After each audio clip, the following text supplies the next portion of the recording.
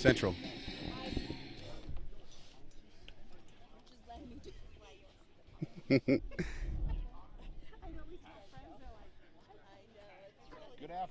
Good afternoon, everybody, and welcome to the YBMcast GAC Game of the Week. We are live here at Francis House Central for the Francis House Central Spartans coming in the game with a record of 10-4, taking on the visiting Timberland Wolves, 8-9 on the season. We got a heck of a pitching matchup we will talk about here in just a little bit with my partner, Mitch Thomas. We'll get to that here in just a little bit, but the man on the scene, Brian French, had a chance to talk to the coaches before the game, and he talked to Coach Beckman of the Francis House Central Spartans, and we're going to listen to that interview right now.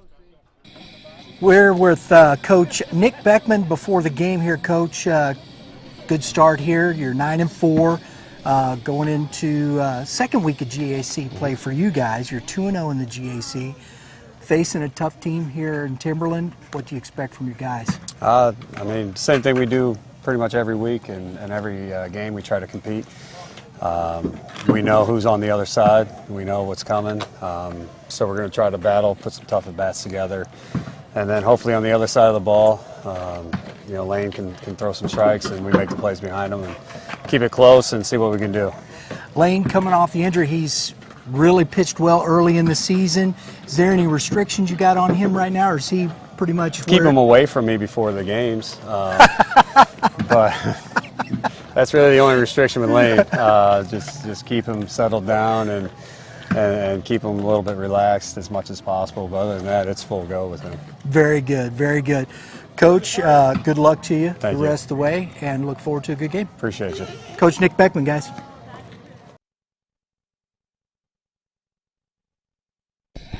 Thank you very much, Brian. Well, now up next, Brian had a chance to sit and talk with Coach Andy Zare of the Timberland Wolves, and that comes up right now. We have Coach Andy Zare with us from Timberland High School. Coach, second week in a row, we've had you on the GAC Game of the Week. Right. Last week, come up just a little bit short. What do you expect out of your guys today?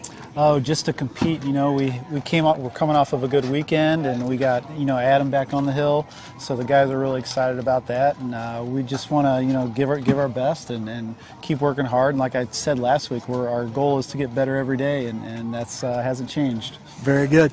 And you come off a very nice weekend. You won 4 in a row to finish off winning that tournament. How are you capitalizing on that momentum? Well, we had contributions from everybody in the whole roster, so that was really big and really exciting to see everybody contribute, and that kind of reinvigorates people to get in and contribute. So they're excited about that, and we're ready to keep the train rolling. Back into the tough GAC, you're going to see a tough lefty on the mound. What do you expect? What are you talking to your guys about with Lane Harris? Well, you just have to have an approach against him. He's got that very good curveball, can really spot his pitches. So we got to have an approach, and we've talked about that, and we got to have that plan, stick to that plan, and then it all comes down to execution, right? Yes, it does. Coach Andy Zare, folks, Timberland High School coach. All right. Thanks for your time. Thank you. Welcome back to beautiful Francis House Central. It is a perfect game for baseball, and it's our Youth Baseball Midwest GAC Game of the Week. My name is Mike Morgan, and joining me as my partner for today's broadcast is Mitch Thomas. And Mitch, we got a heck of a game today. The Francis House Central Spartans coming in with a record of 10-4, taking on the Timberland Wolves with a record of 8-9, and we have a dream pitching matchup today. But before we get to that, perfect day for baseball, and the sun is shining bright. Brian has his bucket cap on our iPad. Lauren's got her dad holding the umbrella over top of her, so it couldn't get much better than that. But just a perfect day for baseball. Absolutely amazing outside. It's Missouri, right? So you never know what kind of weather you're going to get. And it's, 78, 80 degrees, slight little breeze, and we are in for a good day of baseball. Yeah, let's talk a little bit about that matchup today on the bump here before we get into this game too much. On the bump for the Timberland Wolves is Adam Hatchman, probably the best prospect in Missouri, if not in the Midwest and up there in the whole entire country. On the bump for the Timberland Wolves today, we saw him last week against Francis Howell, was dominating last week, has been dominating all year. He is a very special talent. One of a kind for sure. I've been around this game for a while now, coaching on the collegiate level, high school level, including these Timberland Wolves, and seeing his work ethic. Watching him play long toss, he deserves what he has right now. I mean, he puts in some work to get to where he's at. So I'm excited to see it. Now, I've noticed that he's in the lineup to hit. Yeah. So 6'7" lefty, throws mid-90s. Let's see how hard he can hit it, I guess, huh? So I was talking to some dads for my son's baseball team after the game was over last week, and we were sitting behind the plate at Timberland, and I was telling them that you could literally hear his ball when he left it. You could hear the ball piercing the air on the way to the catcher. It is just incredible. And then last week at Francis Howell, there was probably 20, 25 guys in the bleachers with golf shirts on carrying Rawlings bags, so you know who they are. Oh, yeah. And it was just literally could hear the baseball whizzing through the air. It's different. When you let it go and you see that it's about 87 miles an hour, it starts to whistle when it starts moving through the air, and that thing just gets smaller and smaller and smaller the harder it gets thrown. And you can even hear it when he lets go of it when he plays long toss. Crazy. What an electric arm. Yeah, let's not short the pitcher on the other side of the field, because he is a very good prospect too. Going to Charleston to continue his baseball career next year is the lefty Lane Harris. He's 2-1 a year, has 15 and a third innings pitch, has given up 2 earned runs, has an ERA of .91, has only given up 7 hits in those 15 innings. So not too shabby on the other side of the field either. Not too shabby. I believe Mr. Harris was hurt last year, and so I didn't get a chance to see him pitch for Francis Howell Central, but I know he was rehabbing and gearing to go, and just from following the area, we've seen a lot of good things. And obviously going to Charleston is a nice little program, and so he's going to compete. And 2 lefties going at it. Yeah. The pitching matchup today is it's one you expect us to be in and out of here pretty quickly, but knowing baseball, you never know. It could be a 15-14 game, or what we kind of think of, and maybe a 2-1 game. So talking about this game and talking about the starting pitchers, when you talk about the offensive side of things, doing things right and getting moving runners over when they get runners on base, bunting is going to be a big part of this game. So doing the little things, like they always say, is going to be a big portion of this game. Oh, yeah, 100%. And it's going to come down to those small things on both sides of the baseball. Both teams typically field pretty well. I think they both 15, 17 games, and they're under 25 total errors on the season, which I think is pretty fair for a high school season. But again, the small things. You see Francis Howell Central likes to run. Timberland is starting to get that groove.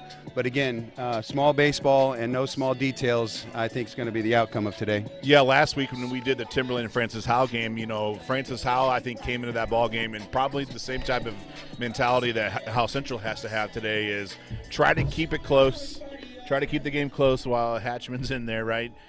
Try to keep it a 1 or 2 run game, and then try to take some long at bats, get themselves into the bullpen, and see what they can do later in the game. Exactly what Francis Howell did last week.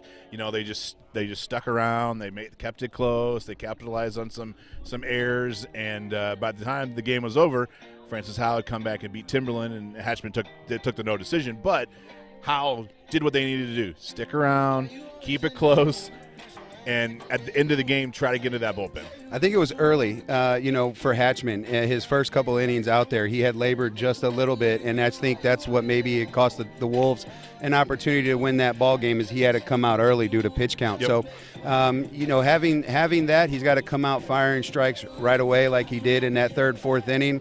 I think he had 3 Ks each, if I can remember correctly, which was very dominant. I think he got frustrated after one of the calls, and then all of a sudden, next thing you know, it's like, all right, it's throwing 92, 94, and all of a sudden here comes 96, 60 pitches later. Yeah, both these teams are coming in on a pretty good winning streak. Howell Central's won their last 8 in a row. Timberland's won their last 4. Timberland has outscored their last 4 opponents 42-6. They were in Jeff City, I believe, last week and took care of that tournament. Both these teams come in, though, pretty hot. Howell Central's coming off a win yesterday over St. Dominic, 6-4. So both these teams coming in, trying to hit their stride right in the middle of the season.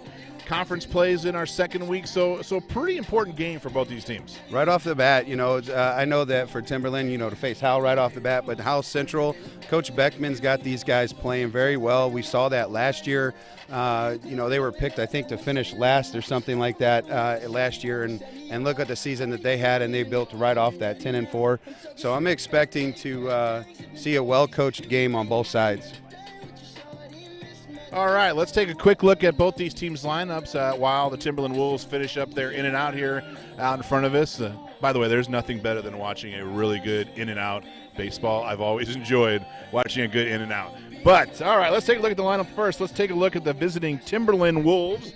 Their head coach is Andy Zaire. He comes in with a record of 8-9. Like I said, won their last 4 games and outscored their opponents 42-6, and their lineup stacks up just like this. Leading things off will be the second baseman, number 2, Daniel Wells. In center field will be the sophomore, number 12, Hayden Post. He was at shortstop last week against Francis Howell. He moves out into the outfield and will play center field. Batting third is the catcher, number 9, Carson McCaleb. Cleaning things up for the Wolves will be St. Louis U commit, number 19, Jackson Yarberry. The big, tall right-handed hitter will play first base. At shortstop, number 7, Will Mensch. Ethan Schmock will be out in left field. At third base at the hot corner will be number 10, Carson Ramos. And batting 8th on the bump for the Wolves will be Adam Hackman, and he will pitch and bat 8th. And rounding out the batting order for the Wolves, the right fielder for the Wolves, number 6, Caden Bish. Let's take a look at the home team, the Howell Central Spartans starting lineup. Their head coach is Nick Beckman. They come into the game with a record of 10-4. They've won their last 8 games, and they beat St. Dominic yesterday here at Francis Howell Central by the score of 6-4. Leading things off for the Spartans will be their center fielder, Ethan Callison. He's hitting .375 on the year in the leadoff spot for the Spartans. Aiden Hernandez is the backstop today, hitting .250 on the year. He'll bat second. Batting third, the second baseman, Nick Ortana. He will bat third and play second base. Wyatt Miller will be at the hot corner. He's hitting .385 on the year, and he'll clean things up for the Spartans and Coach Beckman. Batting fifth is the first baseman, Lucas Pearson. Batting sixth is the left fielder. Hitting .359 on the year is Quentin Klusner. Brian Flores will play right field. He will bat seventh. Batting eighth is the DH, is Aiden Adams, hitting .242 on the year, and he'll bat eighth. And rounding out the starting lineup for the Spartans, batting ninth and playing shortstop is Caleb Cheatham.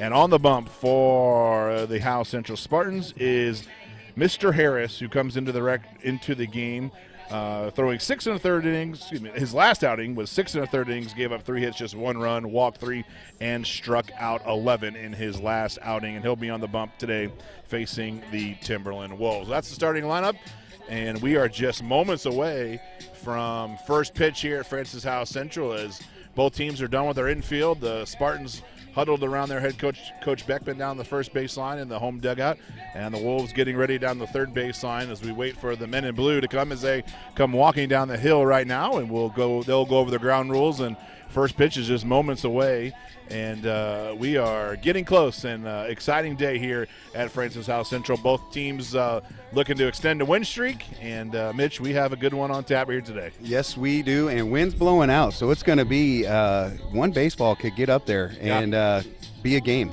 And that's the thing with these guys; they supply a lot of the power.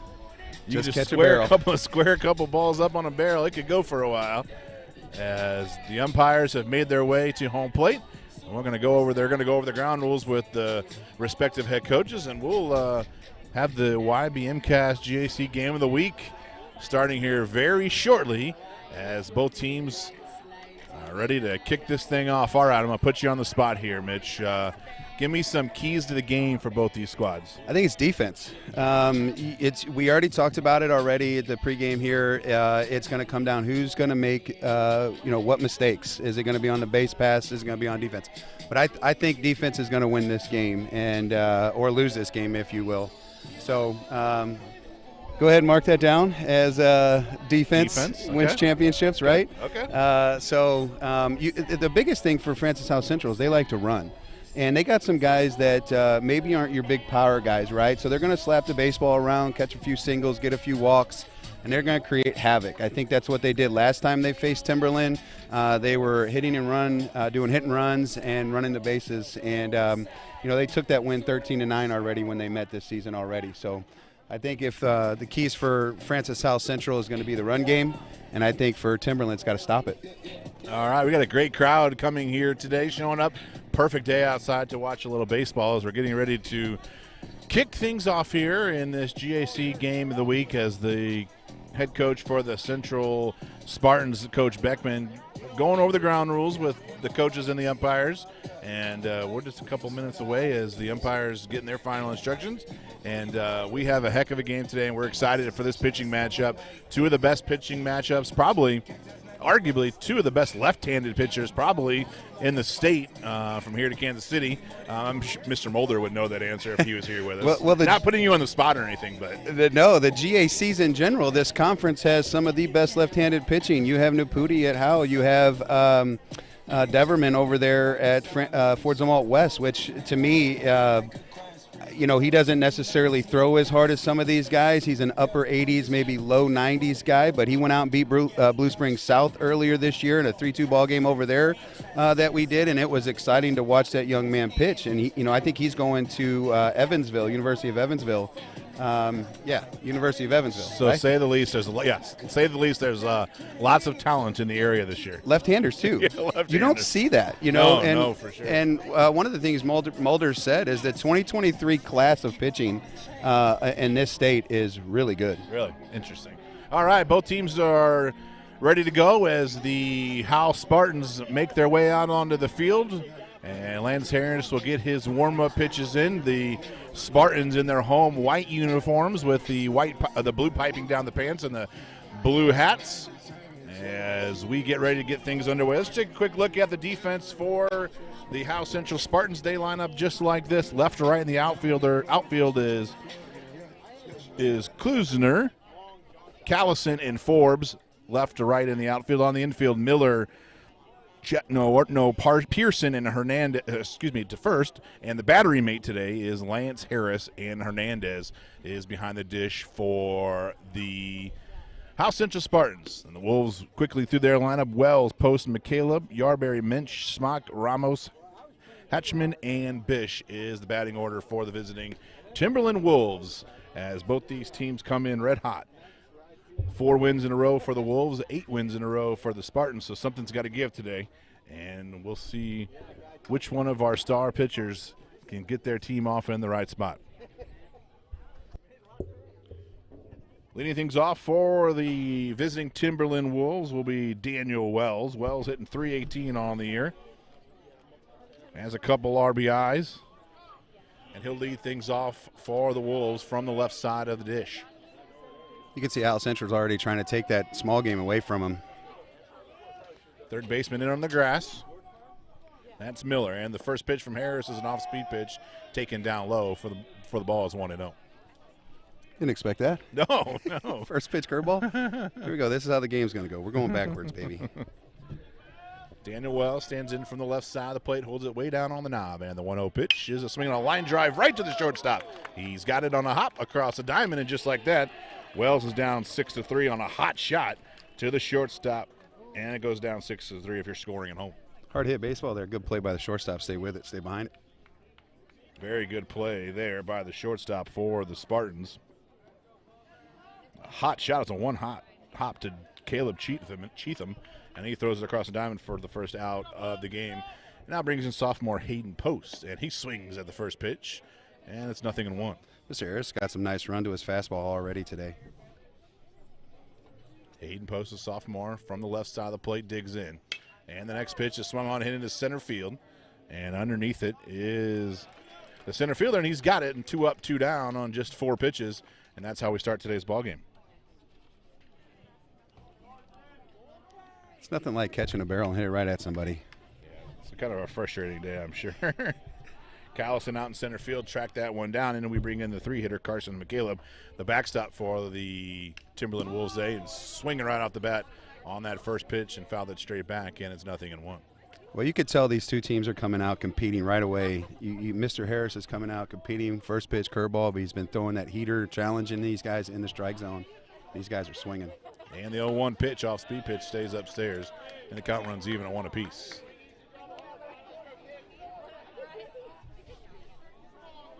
McCaleb hitting .386 on the season, second on the Wolves. And he takes the next pitch a little bit outside. It's 2-1. 2 balls and a strike to the 3-hitter, Carson McCaleb. And the next pitch is upstairs for a ball, 3-1. No pitch clock needed here. No. Mr. Harris working fast. Get it and throw it. And the next pitch from Harris is on its way and right down the middle for strike 2, and the count runs full. Like McCaleb taken there on 3-1, and he'll see what he can do with a 3-2 count. And the payoff pitch from Harris to McCaleb on its way in the dirt, ball 4, and a walk, a one-out walk.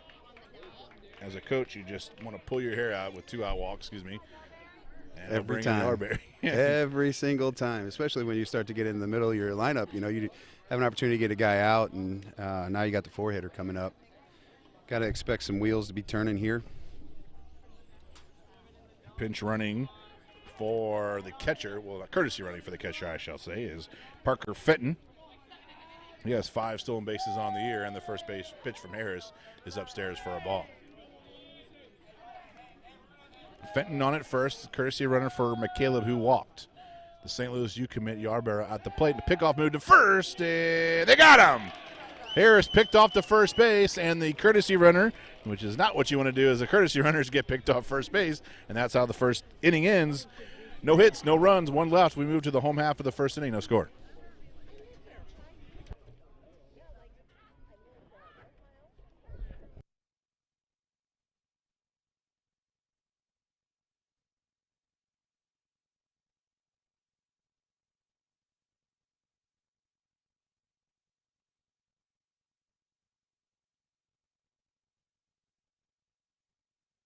All right, well, my fancy commercial read computer here is too hot, I guess, for the weather today. So I'm pretty sure the first one was Game 7 baseball. So I'll chit-chat about Game 7 baseball. Everybody in the area knows Game 7 baseball. The Daves, they do a great job putting on youth tournaments from 7U machine pitch all the way up to the high school age kids. So if you're looking for a tournament organization to send your team in and play in some nice facilities, I think it's playgame7.com. They list all their tournaments and all their dates and locations, and the Daves do a great job with those tournaments. So you can log on to playgame7.com, and they'll where you can find all your tournament news. All right, Francis House Central now will come to the plate, and they're going to face the big, tall lefty, Adam Hatchman. Hatchman comes into the game, his last outing. Let's see, his last outing was 4 innings pitched, 4 hits, and 1 walk, and 9 Ks. So he was a little wild to start that game last week against Francis House. So he hasn't pitched in a week, so this will be his first start in a week. And let's just take a quick look at their defense for the Timberland Wolves. Left to right will be Smock, Post, and Bish. Left to right in the outfield, Ramos, Minch, Wells, and Yarberry third to first on the infield. Hatchman on the bump, and McCaleb behind the plate is the battery for today's game. Quickly for the Francis South Central starting lineup: Callison, Hernandez, Ortano, Miller, Pearson, Klusner, Forbes, Adams, and Cheatham will round out the starting lineup for the Howell Central Spartans, who will come to the plate in the bottom half of the first inning. Adam Hatchman on the year. This is his 4th game he's started. He's 1-0 on the year, 10 1/3 innings, and has given up just 5 hits in those 10 1/3, and 3 of them came, 4 of them came last week. So 4/5 of his hits came in one game last week. So to say he's been dominant is an understatement. Yes, sir. All right, leading things off for the Spartans will be Ethan Callison, the center fielder for the Spartans, hitting .375 on the season. The righty will dig in deep in the box from the right side, and Hatchman ready to deliver his first pitch of the afternoon as the radar gums come up. And on the outside corner for strike 1, 0-1. See both teams on defense playing in with their leadoff hitters, corners for Timberland's in. Yeah, we noticed a lot. That's on the outside corner for strike 2. We noticed a lot last week that they would play their second baseman way toward the first base hole, because obviously everybody's a little late, and Hatchman looks like he's dialed in early. Good morning, good afternoon, and good night as Callison goes down swinging on 3 straight pitches. You got to appreciate the swagger, right? Gets that strikeout, doesn't make any Just give me the ball back. Yep, just give me the ball back. Let's go. I want back on the bump. Now Aiden Hernandez, the catcher, will show bunt, and he'll pull back and take a ball 1-0. So now they play the lefty Hernandez to hit the other way. Second baseman Wells shaded toward the middle of the field. The center fielder is almost in left center field. That's Post. It's a good 1-0 pitch there. A little up. 2-0 count to Aiden Hernandez, the catcher for the Spartans. And that one's right down the middle for strike one, 2-1.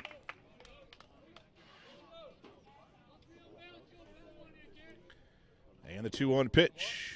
Taken at the knees for strike two, and the count runs even at 2 apiece. Not much you can do with that one if you're Hernandez. And the 2-2 pitch on its way. Just missed up and away as Hatchman thought he had strike three. He walked off the mound. And if we learned anything from last week, if you're Francis South Central, you don't want the umpire to make him very mad because he's just going to throw harder. And the next pitch is inside for a ball. This is where it's a learning opportunity for this young man. He can go out there and have those emotions, but he's got to make sure he takes a deep breath and recover. Still got a pitch. A 1-out walk, and that will bring in the 3-hitter, Nick Ortana, second baseman for the Spartans today.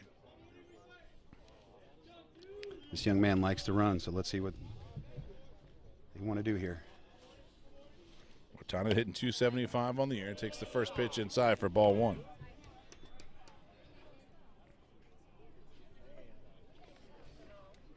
And Hatchman falls behind 1-0.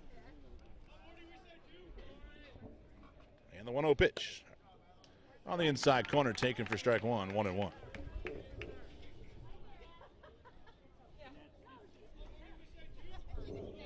Hernandez on at first. He walked.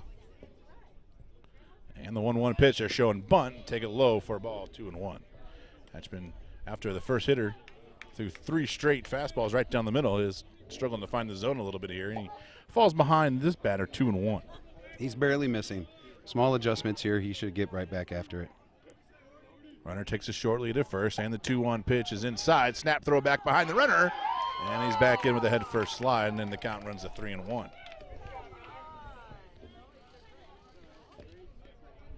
Hatchman's last outing, he walked just one. Already walked one today or here today, and now falls behind the 3-hitter, 3 balls and a strike.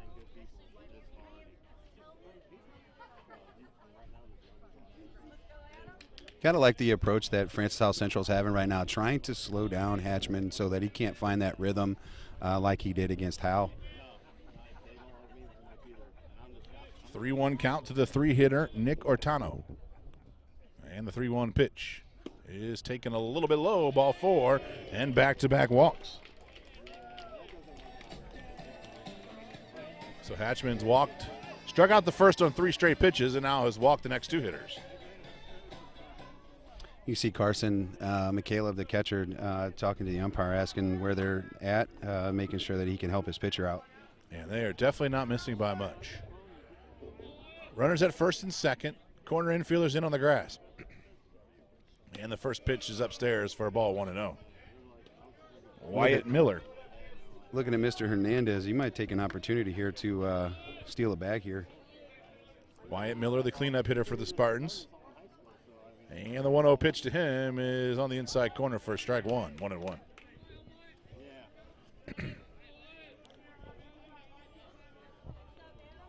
First baseman Yarberry in on the grass at first. Third baseman Ramos even with the bag at third. And runner going from second to third. Throw down to third. It goes into left field, and that's going to bring in a run. Mitch called it. Put some pressure on the defense of Timberland. The throw goes into left field, and just like that, the Spartans up 1-0. Small things, right? You can't walk batters. You got to stay composed on the bump, and then you have to make sure you're paying attention to your runners there. Yeah, big lead there. Stole third. A good throw might have got him. It was toward the second base bag, went into left field. So an E2, that'll bring in the runner. And just like that, all of a sudden, the Spartans with a 1-0 lead. That's Mr. Hernandez, 6th steal of the season. And the next pick is fouled back. You got to take advantage of there. You know, say the easiest bag to steal is that third base bag. And when you're not paying attention, you're not looking, it's easy. And that 1-out walk comes across the plate. Seems like it always does. Runner gets a go big again. lead, and there he's going to go to third. Off-speed pitch, he did go, and the ball went to the ground, so they're going to throw it to first. And so another stolen base for the Spartans. Hatchman not doing a very good job with his runners, but a nasty curveball strikes out Miller, and now will be a runner at third base and 2 outs. For those young middle infielders, if you're watching this game right now, you have to make sure that you communicate that with the pitcher. If you see that runner is taking that big lead, tell him to step off. start paying attention. But you got to communicate that on the middle infield as well, not just to blame Hatchman for that. Yeah, he could have pretty much walked to third base there. Now Lucas Pearson will take the first pitch over for a strike, 0-1. But he's got the stuff to get out of this inning. For sure. Pearson takes strike 2 and quickly 0-2 to Pearson. Pearson hitting .444 in the year. And we'll swing and a miss, and the third strikeout of the inning. Hatchman strikes out 3, but the Spartans scratch across 1 run in that first inning. They get no hits. They score 1. They leave a man. We head to the top of the second inning. Spartans lead this one 1-0. Hey guys, today we celebrated 1,000 subscribers, correct? Am I not on? Lauren, am I not on? Oh, now we're on. Now we're on, right guys? Yes, now we're on. 1,000 subscribers at YBMcast. If you're looking for some great baseball talk, whether it be youth or prep, right Mitch? Content, baby, let's go. Right Mike? Yes, sir. Hey, check out YBMcast on YouTube, Youth Baseball Midwest channel. We'd love to have you come check us out. Subscribe while you're there. We're having a lot of fun. Congrats to the winner, Tracy DeMario. Make sure you get a hold of Brian, and we will get you taken care of. All right, we head to the top of the second inning. It's going to be the 3, 4, and 5 hitters for the for the Wolves. Jackson Yarberry will lead things off. He was at the plate when the pinch runner was picked off at first base. It's going to be Yarberry, Mensch, and Smock here in the second if anybody can reach Carson Ramos. We talked about it pregame, Mike. We had 1 foul ball that inning off Hatchman. No other contact. Yep. They scored a run. And the first pitch from Harris to Yarborough is a fastball down and away, and he swung right through, and it's 0-1. Harris, the lefty, pitches from the stretch, and the next pitch is taken just a little bit high, and it's even at 1-1. You see that a lot more these days. A lot of pitchers just kind of get from that stretch to start with. Yeah, I think you see a lot of that in their training routines. Maybe it's an arm thing, sequencing, something of that nature as far as mechanics go. Yarberry flies out to left fielder Klusner, and that's 1 up, 1 down for Harris and the Spartans, and brings up shortstop Will Mensch. Mr. Harris is competing well in the strike zone with all of his pitches. It looks like he's wrinkled in a changeup now. First pitch to Mensch is taken a little bit outside for a ball 1-0.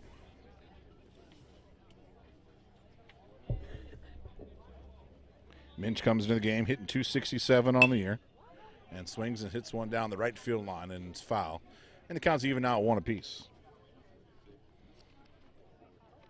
I was almost sure that was going in the tarp. It was on its way. Next pitch from Harris to Mensch on its way. And a curveball hit to second.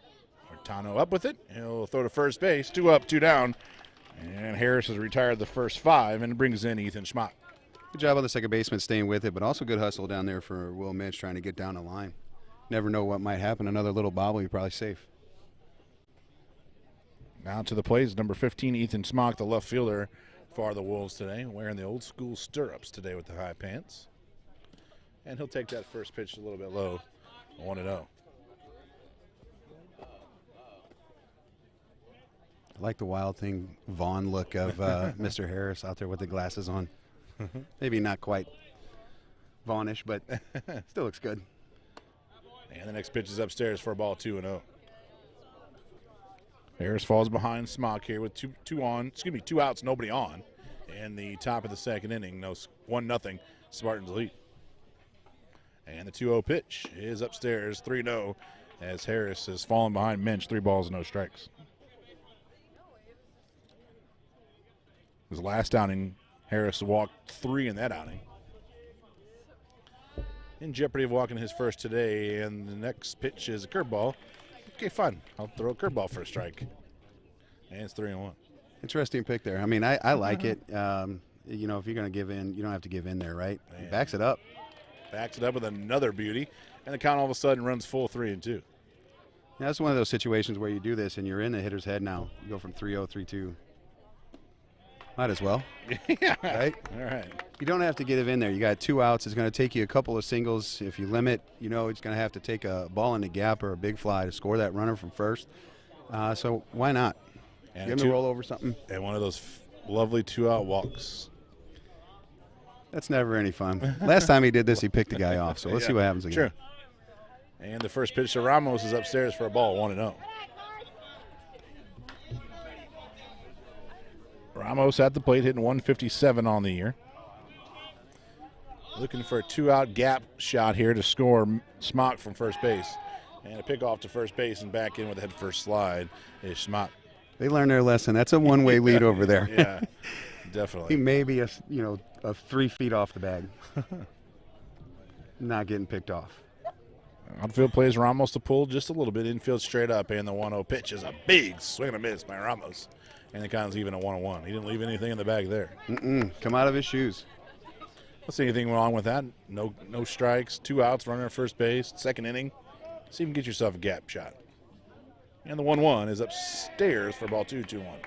You got to in this situation, right? You got 2 outs on you. You got a runner at first base. A single doesn't do anything for you here. I know there's a bunch of ways to score from third base, but you got to hit a ball in the gap. 2-1 is a go pitch here, and it's upstairs for ball 3, 3-1. Starting to hear Timberland's dugout get a little loud, trying to get in Mr. Harris's ears. 3-1 count to Ramos. Smock is on at first base after a 2-out walk. And the 3-1 is a curveball upstairs for a ball 4 and back-to-back walks for Harris.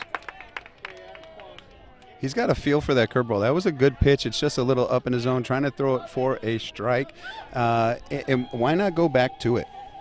Start the batter off instead of getting behind here. Let's see. Lefty-lefty matchup. Yeah. Here's Adam Hatchman, the starting pitcher for the Wolves. He'll hit here in the top of the second inning, and the first pitch to him is taken right down the middle for strike 1, 0-1. Shows you how much I know. Yeah, right. Goes right back to the heater. Hatchman hitting 286 on the year. Looking for his 5th hit of the year. Oh! And up and in, and that is the reason why my starting pitcher would not be hitting.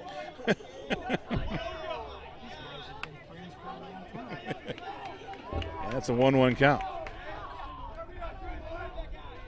And the 1-1 is a big curveball taken for strike 2. 1-2 as Hatchman looked back at the umpire and said, I didn't get that last inning. Different pitch.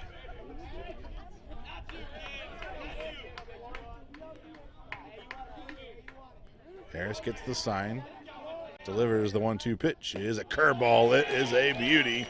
And strike 3 as Hatchman goes down looking. First strikeout of the afternoon for Harris. No hits, 2 left, no runs. We head to the home half of the second inning. The Spartans lead this one 1-0. Hey folks, wanted to talk a little bit about Prime Sports Midwest. Prime Sports Midwest has a great selection of baseball equipment, bats, helmets, bags, clothing, whatever you want, they've got. And not to mention, it's here in Fenton, Missouri, 1550 Ocello Drive in Fenton, Missouri, in Champions Village. They got a great selection. You can check out the glove. You can use the bats. Actually use the bat you want to buy. There you go. It's a great way to do that. Opportunity to check out the glove, make sure it fits on your hand. Go down to see Rick and those guys. Tell them YBM sent you, okay?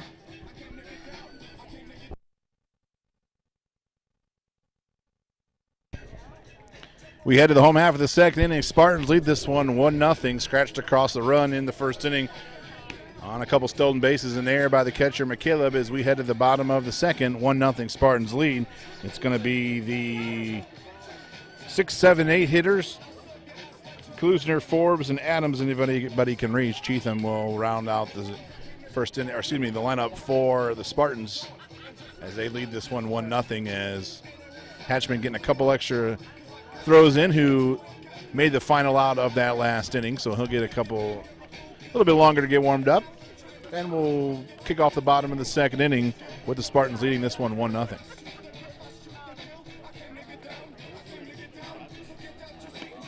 It's always very interesting when you have your pitchers pitch, when they make that last out of the inning, they have to hustle off the field, hustle back onto the field, you wonder sometimes if they're going to be composed For sure. when they walk out there. So we'll find out. Especially strike out like Hatchman did that last inning. All right, leading things off for the Spartans here in the second inning is Quentin Klusner, the left fielder for the Spartans, hitting .389 on this season. Right-hander stands right on that inside part of the plate and takes the first pitch. He's tight. High, maybe? Yes, yeah, maybe in. He does not like the glove side of the catcher location-wise. And that one's outside for 2-0. Hatchman falls behind the leadoff hitter, 2 balls and no strikes. And the 2-0 pitch from Hatchman on its way. Swinging a nubber right out in front of home plate. Hatchman will corral it, underhand flip to first base, and that's how we start the bottom of the second inning, 1-3. That's an interesting pitch right there. You go 2-0 and then flip a changeup out there. You shook him twice. I was like, what is he going with here? Was it location? I thought he'd come back heater, and he hit him with a changeup. And the changeup worked perfect as Klusner was way out in front of it, a cue shot. I'm going to throw that ball away. My favorite was when those happens. I always tell my kids to smell the cap. Yep. It smells like leather, burnt leather, burnt rubber. I always tell them to chalk up their pool stick. Cue ball, baby. Yep. Brian Forbes now will take the first pitch up and away for a ball 1-0 as Hatchman is not liking the zone here in the early going. This is where, as a catcher, you just ask to dust the plate off. Yep. Yeah. And the 1-0. That one's spiked, and it's 2-0. Hatchman definitely searching for the zone a little bit here in the early going. Brian Forbes at the plate, the right fielder for the Spartans. Lefty on lefty, and the next pitch is upstairs, and it's 3-0.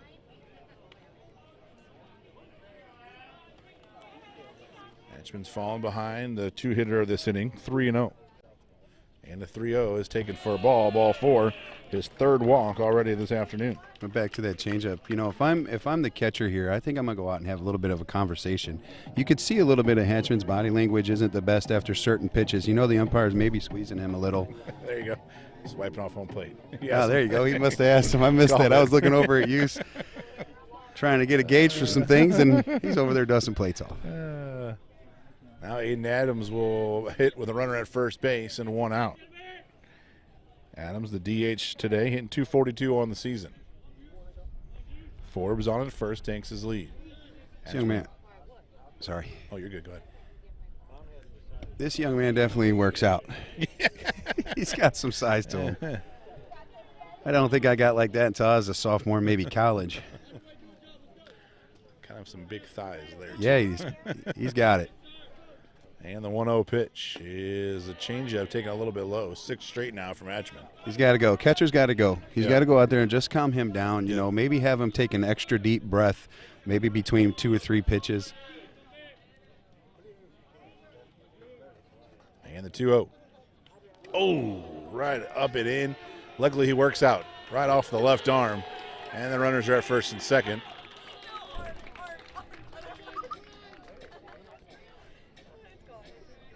That one doesn't feel good. No. Never does. Now McCaleb, the catcher for the Wolves, out to talk to his starting pitcher, and Hatchman just does not look very happy on top of that mound today. And now the shortstop Minch will actually come into. We're gonna have a whole talk now. I think they're talking about a little bunt coverage. Yep. Make sure everybody is on the same page. We talked about it again. It's a small game, right? And it's going to have to happen today. They've already scored a run doing it. You can see it happening right here. It's baseball 101, but you might take a surprise here, maybe first pitch heater, and just kind of swing for it maybe. Yep. Especially the 9-hitter here, too. So Caleb Cheatham, the 9-hitter. With the runners at first and second. First baseman Yarberry in on the grass at first. Big lead at second, and the first pitch is taken for a ball, 1-0. Might be having a take sign till you get a strike as well here. You can see that. You can see that happening. He can't find the zone.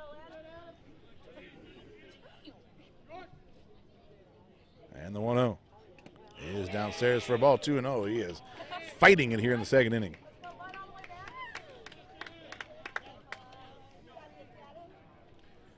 Two balls, no strikes. Runners at first and second.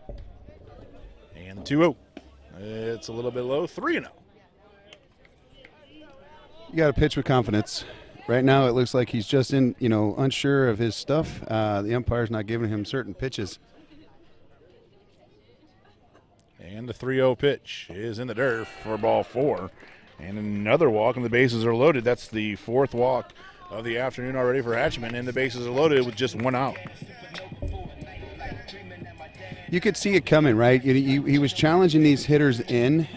He wasn't getting those calls, and now he's completely gone away from competing inside, which was probably helping his ball run back to the middle of the plate, maybe to get a few of those strikes, middle in, middle away. And we'll have a meeting at the mound this time with Coach Zaire as he was out talking to his starter. Spartans have bases loaded, 1 out. They lead this one 1-0. Up 1-0, have the bases loaded, 1 out, and have yet to hit the ball out of the infield. We have a strikeout. We have 3 strikeouts and a ground ball to the pitcher. Our balls are our outs so far today. So the farthest ball the Spartans have hit was about 52 feet out in front of home plate. Maybe 52 feet.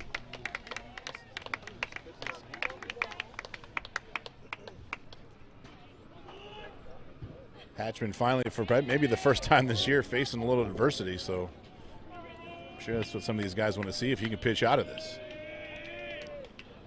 This is just for show. Yes, sir. And the first pitch is right down the middle for a strike. Strike 1.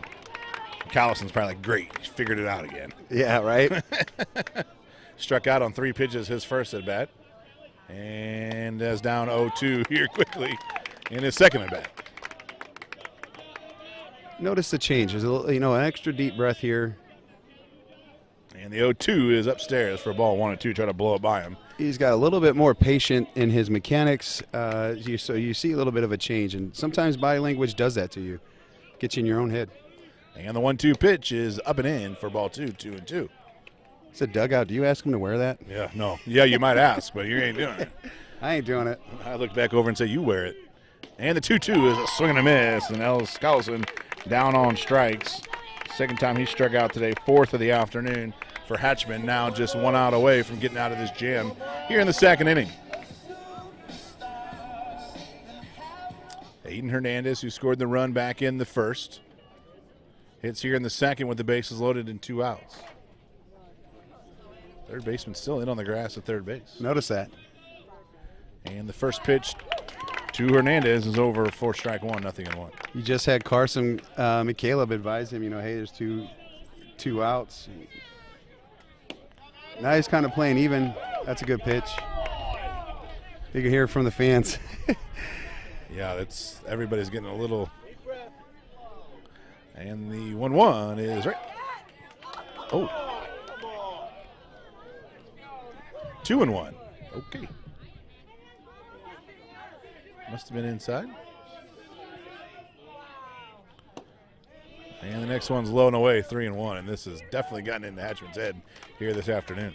Say it till I'm blue in the face. It's body language. Yeah, for sure. As soon as you have some negative body language, it changes your entire approach. And the 3-1. On the outside corner for strike 2, and the count runs full, 3-2. This could get exciting here. 3-2, 2 down. Well, they say, Abner Doubleday's done it again. 3-2 pitch up and in, and a 2-out walk. And the Spartans lead this one 2-0. 5th walk already this afternoon for Hatchman. These are moments that you're looking for too. When a young man like this is getting an opportunity to get looked at by professional baseball scouts, they're going to want to see how you recover when you face adversity. And this is it, right? I mean, he's pumping some good, very, very good pitches. Nick Cortano will take the first one upstairs for a ball 1-0. You got to appreciate what Beckman's asking his players to do right now. Yeah, for sure. Take pitches. For You're sure. going to get something to hit. And the next one's upstairs, 2-0. Hatchman is fighting it, to say the least, here in the second. And the 2-0. Curveball taken low for a ball, 2-1. Excuse me, 3-0.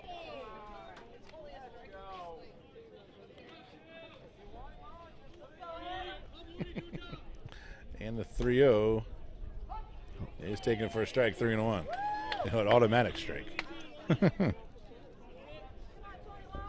Hatchman trying to get out of this inning with just one run coming across in the 3-1 pitch. This is what's tough in this game. You have maybe some calls not going your way on defense, but then when you go on offense, if you're a free swinging team, this could be a challenge because you can see the strike zone's pretty tight. Oh, yeah. And you have to use that on your advantage too, because both teams play with the same umpire, right? At least in this game. 2 runs have come across here in the second. It's 3-0 Central, and the first pitch is taken low and in for a ball, 1-0.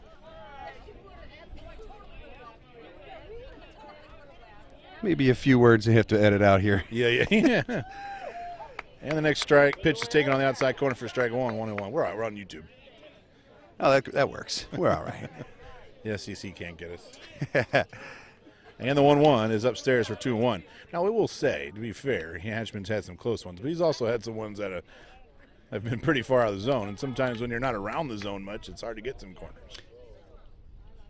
And the 2-1 is laced into left field. That's going to get down. 1 run's going to score. Here comes the second. Rounding third is Ertana. They're going to try to score him. The throw coming in. There's not going to be a throw.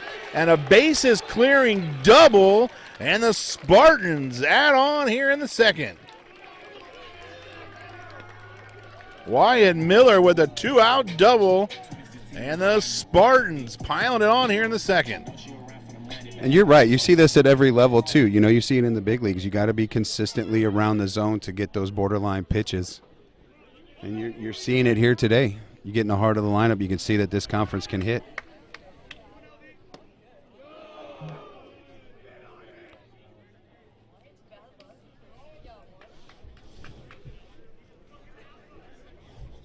Pearson, the 9th player to come to the plate here this inning.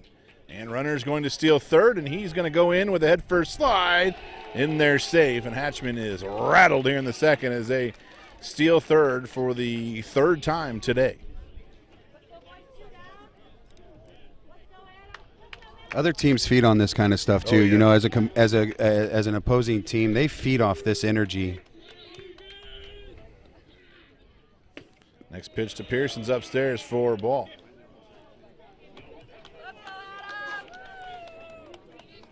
Hatchman is not long for this one.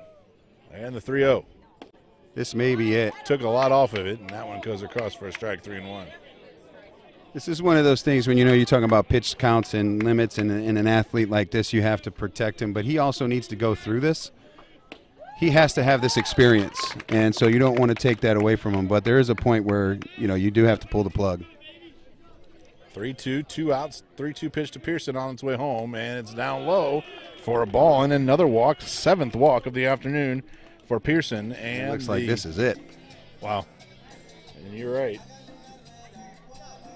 It's at some point, you have to get a feel for how the game is going, right? And you can't let things get too far away from you. And so you're going to want to try to stop this momentum that Francis Howell Central has here.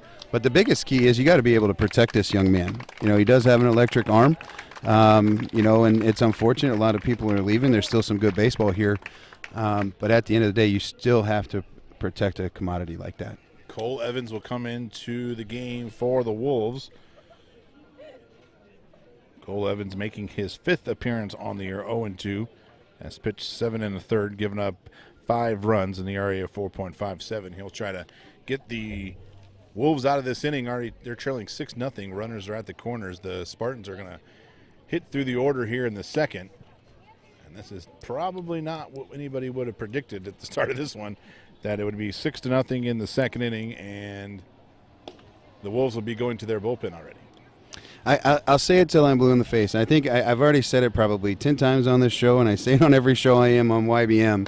It's confidence, it's body language, and I think those things go a long, long ways for athletes. And when a player has these moments, you have to learn how to separate.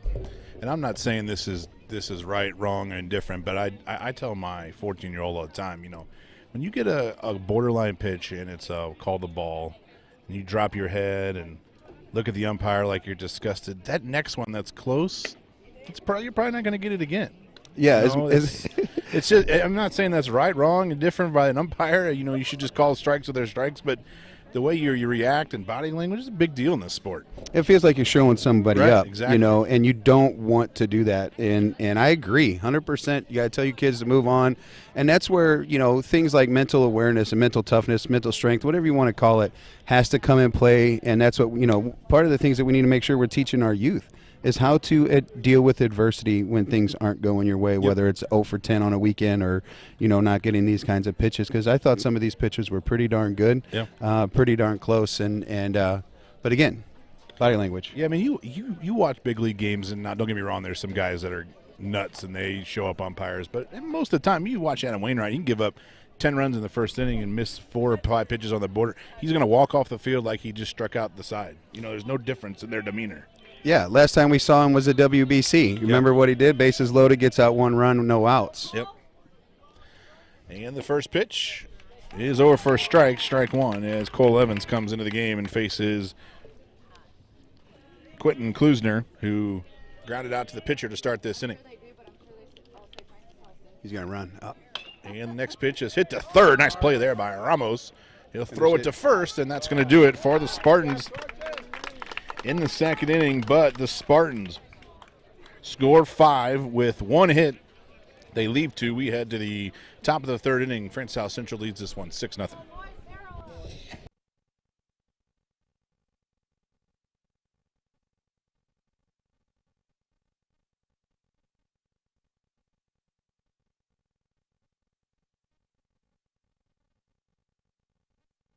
All right, folks, I got my dog here, Mitch, from the hitting zone. Mitch, talk to the folks about the hitting zone. What is the hitting zone? The hitting zone is a baseball and softball batting cage located in O'Fallon, Missouri, 1496 Hoff Industrial Drive. We have standard cage rentals and also instruction. So if you have an athlete that is looking, for reps, for an opportunity to get better, come give us a call, 636-272-1015. Very good. There you go, folks. Also, don't forget, August 6th, Missouri American Legion Baseball All-Star Game at Busch Stadium following Colorado Rockies and St. Louis Cardinals. Get your tickets. We owe them right now. Dude, the Cardinals need to figure something out here in this early portion of the season. All right, 9-1-2 here for the Wolves in the second, as Caden Bish will take an off-speed pitch over for strike 1-0-1, and all of a sudden Lane Harris has some runs to work with here in the third inning. And the 0-1 is taking the dirt for a ball, 1-1. Back-to-back curveballs. He's got a good one. Yeah, he does have a good one. It is sharp. Caden Bish, the right fielder for the Wolves, hitting to lead things off here in the third. And the next pitch is another one. Curveball for strike 1-2. This is exactly how you can work inside the ears of hitters, opposing hitters. Not exactly sure what to do. You're not sure if you're getting here, strike or heaters or not, and you see that 4 straight curveballs. Strikes Bish out. Bish strikes out, tried to hold up on his swing, but he did not. And that curveball was a different-looking curveball, a little bit up in the zone. Bish kind of wanted to hold up on it. He couldn't, and he's the second strikeout victim for Harris here today. And back to the top of the lineup for you, and it's Daniel Wells. Wells grounded out to short on a hot shot back in the first inning. Bats here with nobody on and 1 out. And the next one to him is another curveball for a ball. 6 straight. You got it. 6 straight. Maybe change up, maybe something a little softer. I'm not sure. And the 1-1 pitch. There's a fast ball on the outside corner for a strike 1-2. And guarantee you the Wolves dug out thinking, why didn't we get that last inning? I'm sure Adam Hatchman's thinking that. And the 1-2 is a curveball for a ball, 2-2. Nice job there by Hernandez to keep that one in front.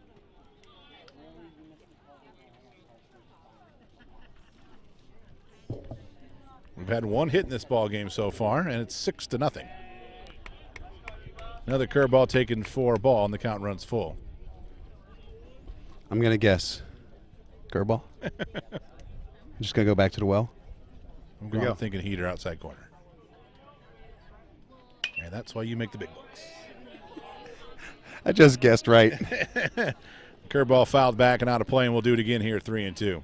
I'm taking the law of averages there. 1986, Ted Williams, Science of Hitting, talks about that situation right there.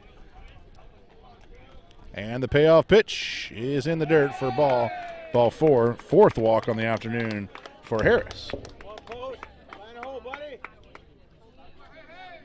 It's going to bring up Hayden Post, the freshman center fielder, sophomore center fielder. That's all right. That dugout calls them their freshmen. You know how those dugouts like to mess with the young kids on the team. Wells takes his lead at first, and Post takes the first pitch outside for a ball, 1-0. And it is a tight zone here today. And that's always something that you have to be concerned about sometimes. When a guy goes, throwing that curveball, he doesn't have a feel for that fastball. And a check over at first base. Wells back in with a head first slide. You see that at least in the youth. Right. Professional baseball players seem to know, kind of be able to stay in their rhythm and their mechanics. And the 1-0 is a curveball on the outside corner for strike 1-1. Post flew out to center, his first at bat back in the first. Bats again here in the third with a runner at first base and 1 out. And the 1-1's in the dirt, 2-1. This is where adjustments are key. You got to be able to make adjustments and see what's going on. It's just always tough to tell your team to sit on curveballs here. Yeah. Wells takes its lead from first, and the next one to Post is a curveball. Taken for strike 2, 2-2, and Harris has got the control of the curveball, but looks like he's fighting that fastball just a little bit. I feel like he's throwing that curveball for a hittable pitch too. It's not like it's too down in the zone. They're competing at the thighs with that pitch. So I feel like these are pitches that can be hit. I think the game plan's got to change for him. And the 2-2 pitch was a curveball inside, so the count will be full. Let's see if they start Wells from first base on this 3-2 pitch. So he will not. And the 3-2 pitch is a swing and a miss on a curveball. A great pitch there by Harris, and that's his third strikeout of the afternoon. And now 2 outs with Carson McCaleb at the plate. Post strikes out swinging on a curveball, and he'll bring in McCaleb with 1 on and 2 outs. And the first pitch is a swing and a curveball hit too short. Shortstop stops, got it. They'll take the short one to second base. And that's going to do it for the Wolves in the third inning. They get 1 runner on, they strand them. We head to the bottom of the third inning. Spartans lead this one 6-0.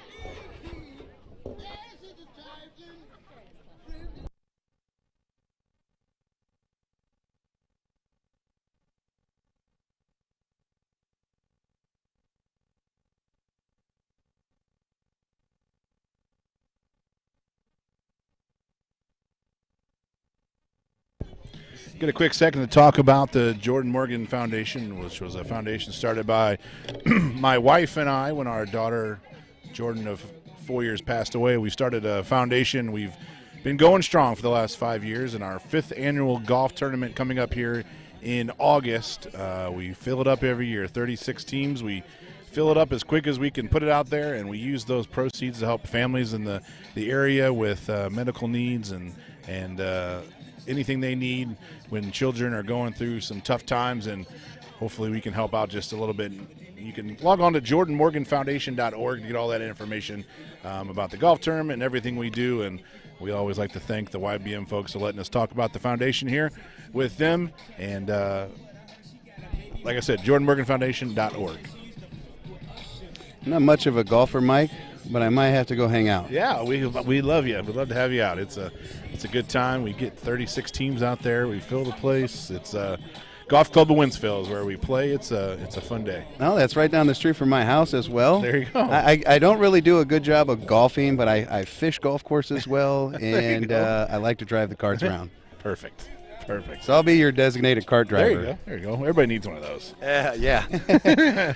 All right, we head to the home half of the third inning. It's the 7, 8, 9 hitters, Forbes, Adams, and Cheatham here in the third inning.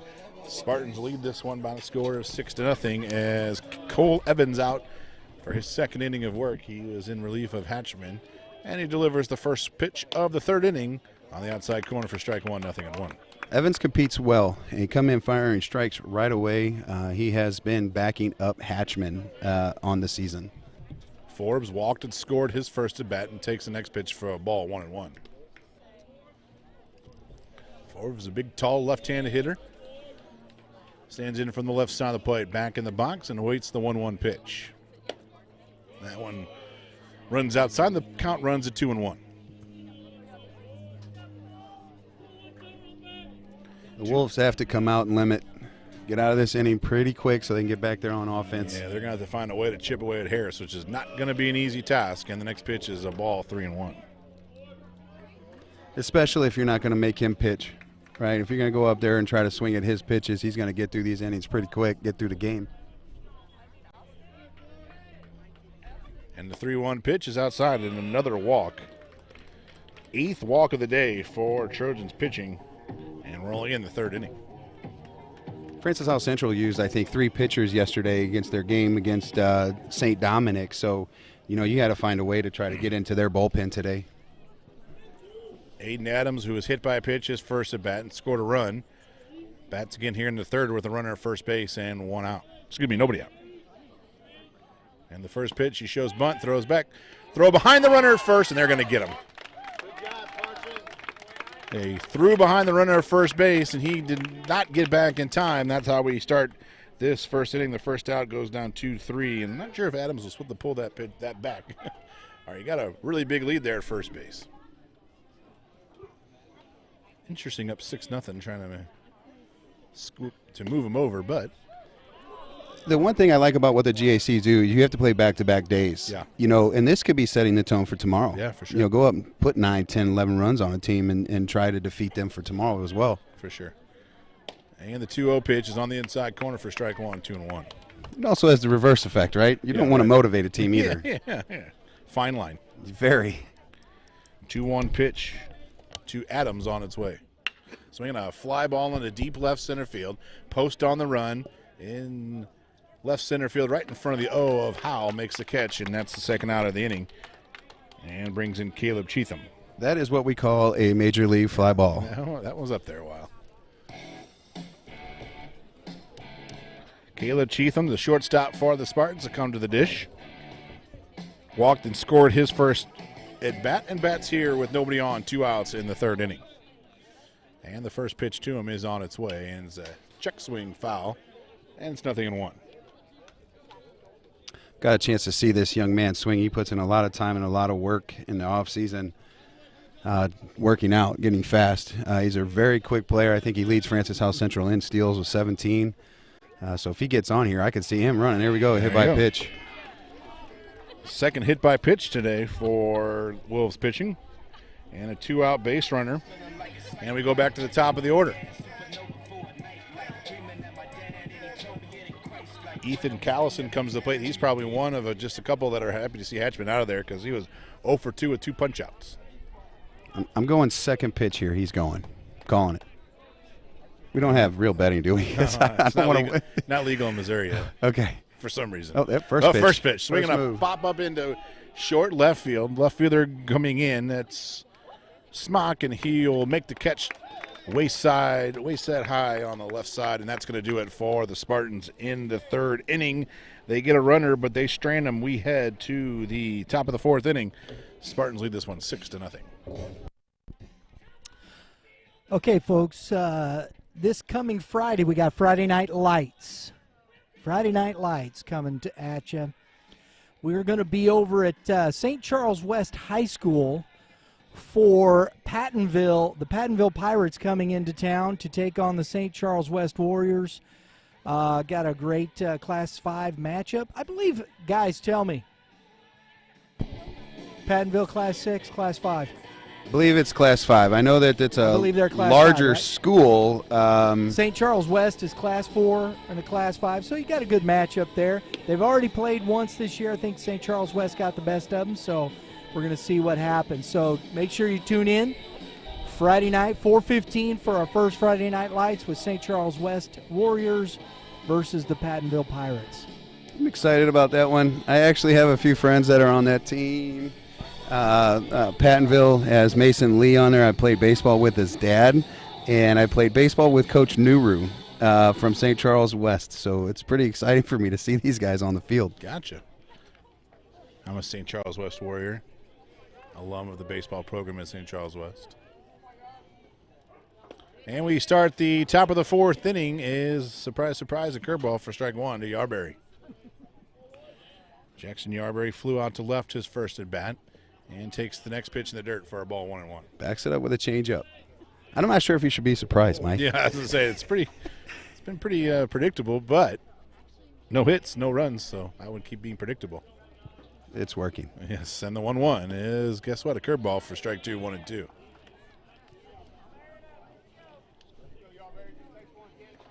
Yarberry, the St. Louis University recruit, stands in from the right side, awaits the 1-2 pitch, and a swing, a ground ball hit to short.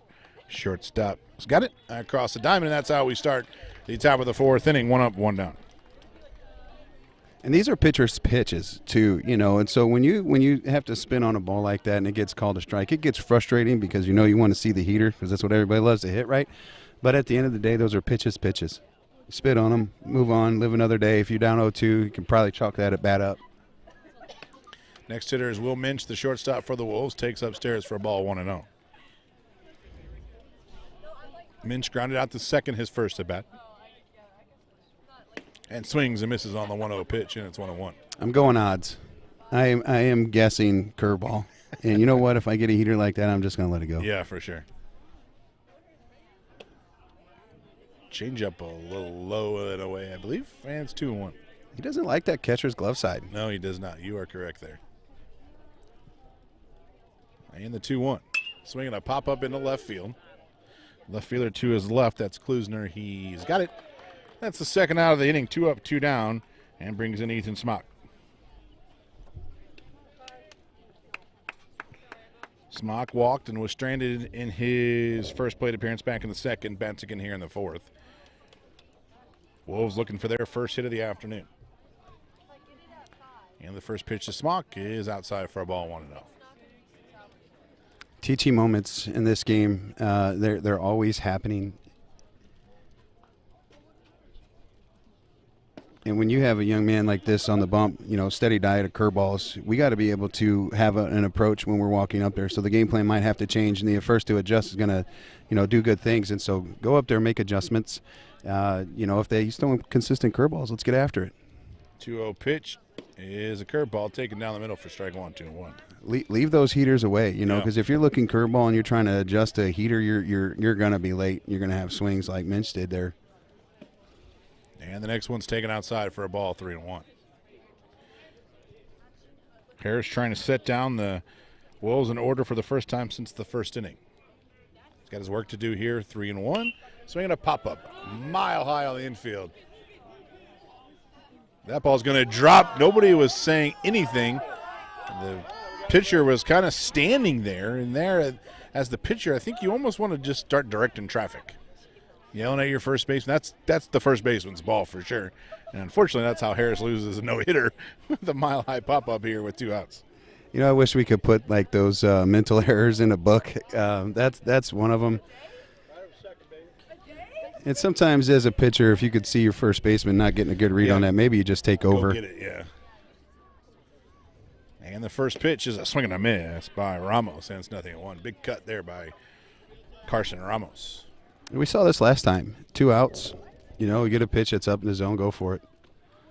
And the next one to Ramos is in the dirt for a ball 2-0. Excuse me, 1-1. There's still a lot of game left, and again, playing back-to-back days, you still have to set the tone, and this is an opportunity for Timberland to get that back. As many curveballs as Harris throws too. Maybe think about running there, getting yourself in scoring position. Good pitch to run on always is a curveball. You're down 6-0. Yeah. Just get after it. Yeah. Find out what your team has. I mean, there's so much you can learn, and you don't want to do it to the point that you're giving up. Right. But you have to be able to challenge and let them make mistakes. Maybe you can change momentum or get your team excited, or get away from having those negative thoughts and feelings. Swinging another pop-up. Who's going to take this one in foul territory? First baseman lost in the sun, and it's luckily for him it went out of play. Pearson having a heck of a inning over there at first base. It'll find you, won't it? Yes, it will. Lovely game, isn't it? 2-2 to Carson Ramos. I think it's that love-hate, right? For sure. And the 2-2 curveball, swing and a miss. in the dirt there. Has to throw it to first to complete it, and that's it. It goes 2-3, and that's the fourth strikeout of the afternoon for Harris. No hits, no runs, one left. We head to the home half of the fourth inning. Spartans lead this one 6-0.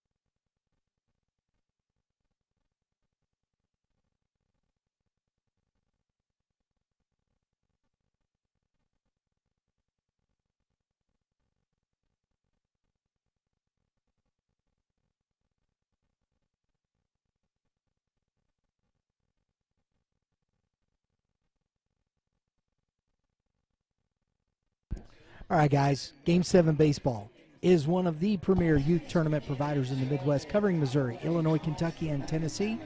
Game 7 baseball has a single AA and AAA major divisions, so you can find the tournament with quality competition to challenge your team. If you're looking for a local and regional events, go to game7baseball.com, register your team, and get signed up for these great events and venues today.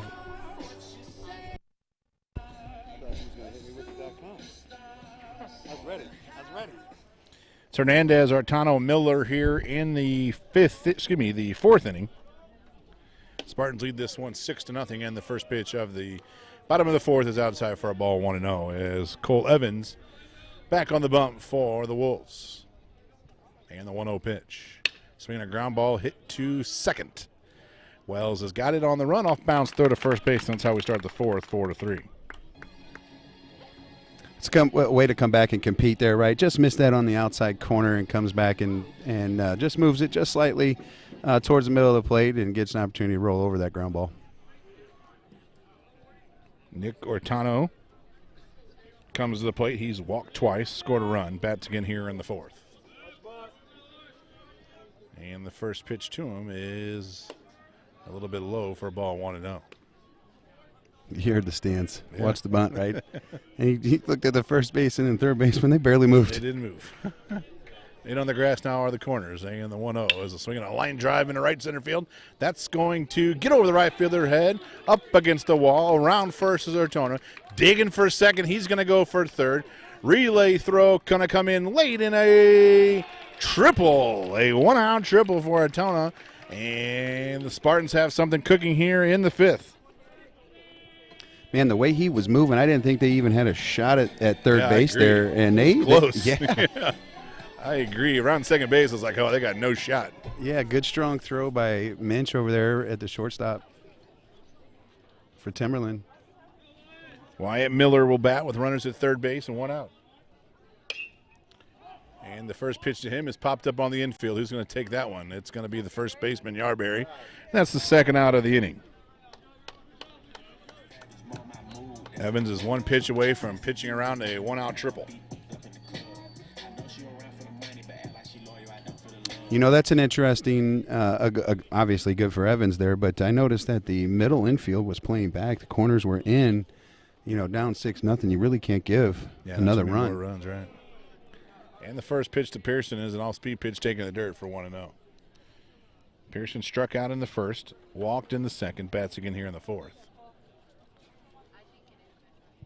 And the 1-0 pitch. Off-speed pitch. See if they're going to check on the check swing. They're not going to check. So the count's 2-0. I'd like to see the GACs maybe go to a three-man. I know you guys talked about that a little bit last week. I understand it's budgets or even the number of umpires. But it's so difficult to make that call at that slot, for the umpire. I have a hard time believing it's budget. I think it's manpower. Oh, well, who wants to umpire right now? Right, it's tough out there. You have coaches, parents, players that get all over these guys, and so you're taking the joy out of the game from them. For sure. Now, on the other hand, it's just like any other job. You deal with angry parents, and so you get paid to deal with angry parents, and umpires should have to deal with that too. I mean, they get paid. So yeah, I mean, a little bit of heckling shouldn't want to make an umpire not umpire. But again, is it because none of the youth, the 20-somethings want to do that, right? And so maybe this is more about no need for money. This is a soapbox I've been on for the last couple of years. That it really, I get the whole this thought about, well, it's the parents and the coaches that are making these people not want to umpire. I think that's hogwash. That stuff's been going on for 50 years. I mean, I remember when I was a kid, my dad would yell at umpires all the time. Right, that just comes with the game, right? You get paid. I think it's the laziness of younger generations not getting paid is what they think is enough to be doing this stuff. Man, I understand what some of these folks get paid, and to be averaging $40 an hour or something like that on the youth side of things, you would think that maybe the Greater St. Louis umpires folks might come out there and start looking at youth sports. Yeah, it's a topic that we could probably beat to death here, and maybe you should talk about that on one of the YBMcast shows later. Is the officials and umpires and just that whole thing. I mean, it's I mean, last year, and as we get back to the game, but last year, I mean, lots of games were canceled. Lower level games were canceled because of the lack of umpires. Yep. Back-to-back curveballs. And Hatchman tried to duck over that one, and it's upstairs for a ball 2-0 as Adam Hatchman leads things off here for the Wolves in the 5th inning. Struck out looking in his first at-bat. And the next pitch is a swing and a miss, and it's 2-1. Don't worry, Adam. You don't have to swing at the next level. He won't. And the 2-2 is a swing and a miss, and down on strikes is Hatchman. That's how we start the 5th inning. The 5th strikeout for Harris. 4th strikeout for Harris. Having the opportunity to watch that man for the last couple of years, he can swing it, and it's just he has an electric arm, so you take that part of the game away from him. He's actually a really good athlete that he does not get credit for. He could probably play defensively at the next level too. First pitch, maybe not to the caliber. yeah. But I wouldn't run on him in right field. Right. First pitch to Bish was fouled, and it's 0-1. And the next pitch to Bish is taken downstairs for a ball 1-1. One hit on the afternoon for the Wolves, and it was a pop-up on the infield. And the 1-1 pitch is a curveball inside for a ball 2-1. Infield, outfield, straight away with one out. 6-0 Spartans lead this one. And the next one is upstairs for a ball 3-1. It is Harris in jeopardy of walking his 5th. I can't get a good feel for his heater, and just because he hasn't thrown it enough. Agreed. And so I think if you're a Timberland dugout right now, you're just going to sit on that thing. And you know what? If they say if it's high, let it fly. Yeah. And just start eating on it. Yeah. You know what I mean? Next pitch was upstairs for a ball, and that's the 5th walk on the afternoon for Harris, and he'll now have to deal with the top of the order and Daniel Wells. Wells 0 for 1 on the afternoon. Grounded out to short in the 1st, walked to the 3rd, and bats again here in the 5th, and takes the next pitch in the dirt for a ball 1-0. Can't be afraid to take pitches, or take strikes. I shouldn't say take pitches. You can't be afraid to take strikes.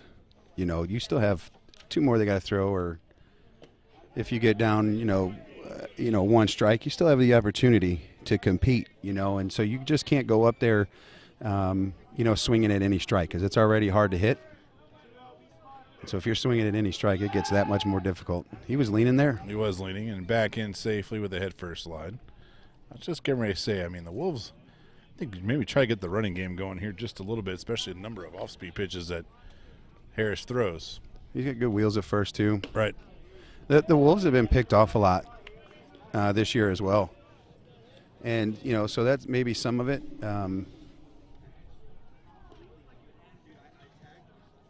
And the 3-0 pitch is taken upstairs, so back-to-back one-out walks. And Wells will scamper down to first base. And it'll be Hayden Post batting with runners at first and second and 1 out. And Coach Beckman will make a visit to the mound to talk to his starter. Got lefty warming up. Yep. Number 4. I didn't put my cheat sheets with me. How dare me? I got you. Ben Henthorne is up in the bullpen for the Spartans. I like Henthorne. It's kind of like a Game of Thrones, like a yeah, maybe not. Maybe just because it rhymes or something. I don't know. I think you're really reaching there. I did. I'm not a Game of Thrones guy. I shouldn't even have tried.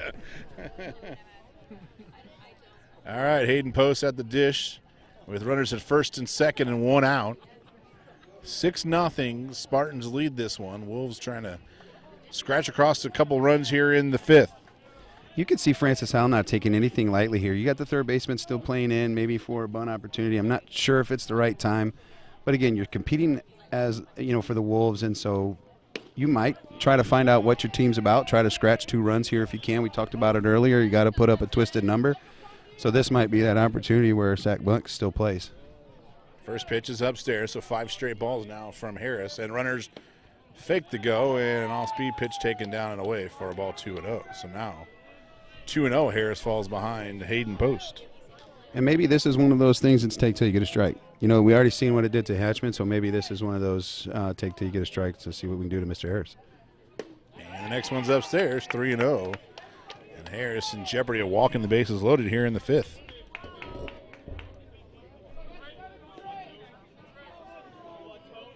And the 3-0 pitch is a ball, and a 1-out walk, and the bases are loaded for the Wolves.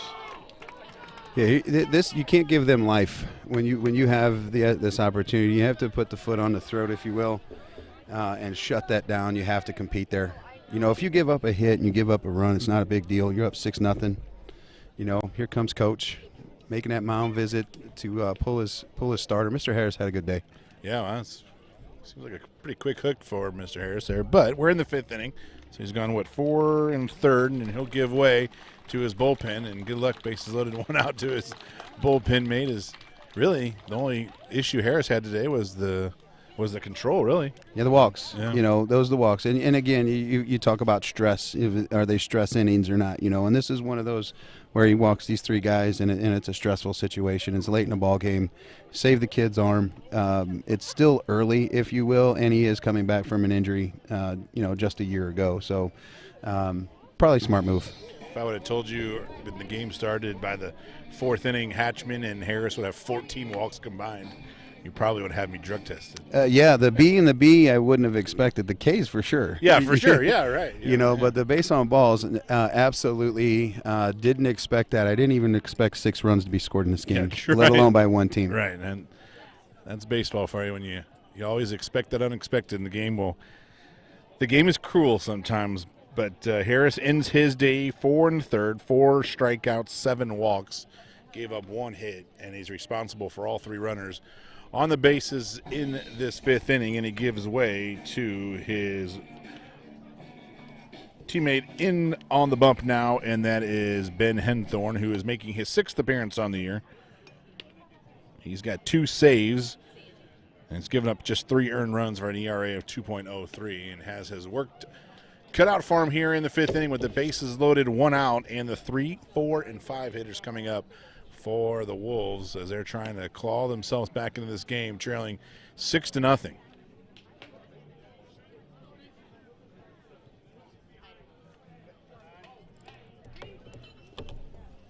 So Henthorne coming in relief of Harris, trying to get out of this inning and limit some damage.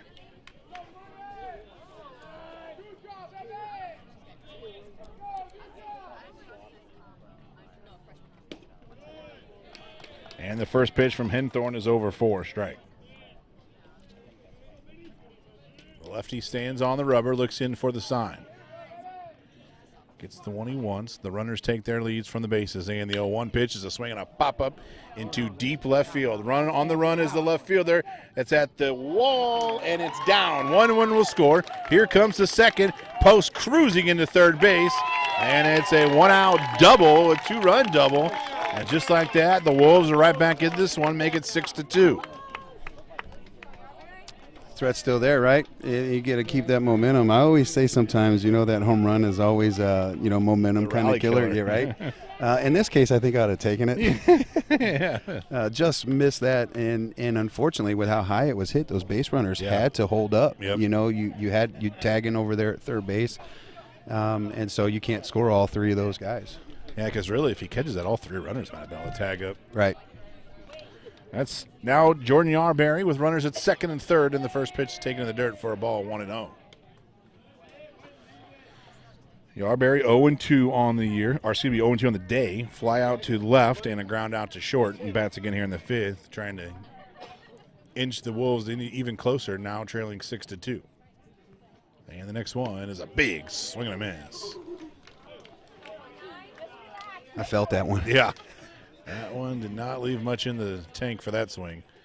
Center fielder Collison way over in left center field. Huge gap out in right center field. And the next pitch is swung on and belted into deep left field. That's over the left fielder's head. Post is going to score. Here comes McCaleb. He's going to score easily. And just like that, we got a new baseball game. It's 6-4.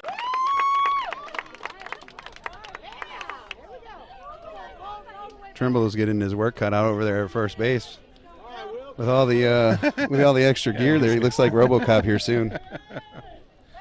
Back-to-back doubles for the Wolves, and this game is 6-4 all of a sudden. Will Minch at the plate. Down at second is Yarberry. He's there after a double. One out here, still just in the fifth. And the first pitch is taken right down the middle for strike one. Now seeing some fastballs, and the Wolves are jumping all over some heaters. Maybe that's why they got a lot of curveballs early from Harris. Yeah, for sure. And the 0-1 pitch is a swing and a pop-up. And it's foul, and it's 0-2.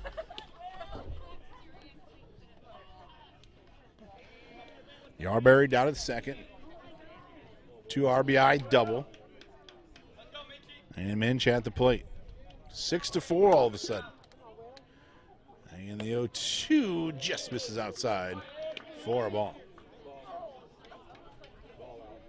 1 ball, 2 strikes to Will Minch, the shortstop for the Wolves. Right fielder's still playing him to, kind of that right center gap. He puts this down the line, he can run. And a swing at the opposite Other field. gap. Fly ball in the left center field. That's going to get down. Yarborough's going to score. Minch around second. He's digging for third. Here comes the relay. It's short.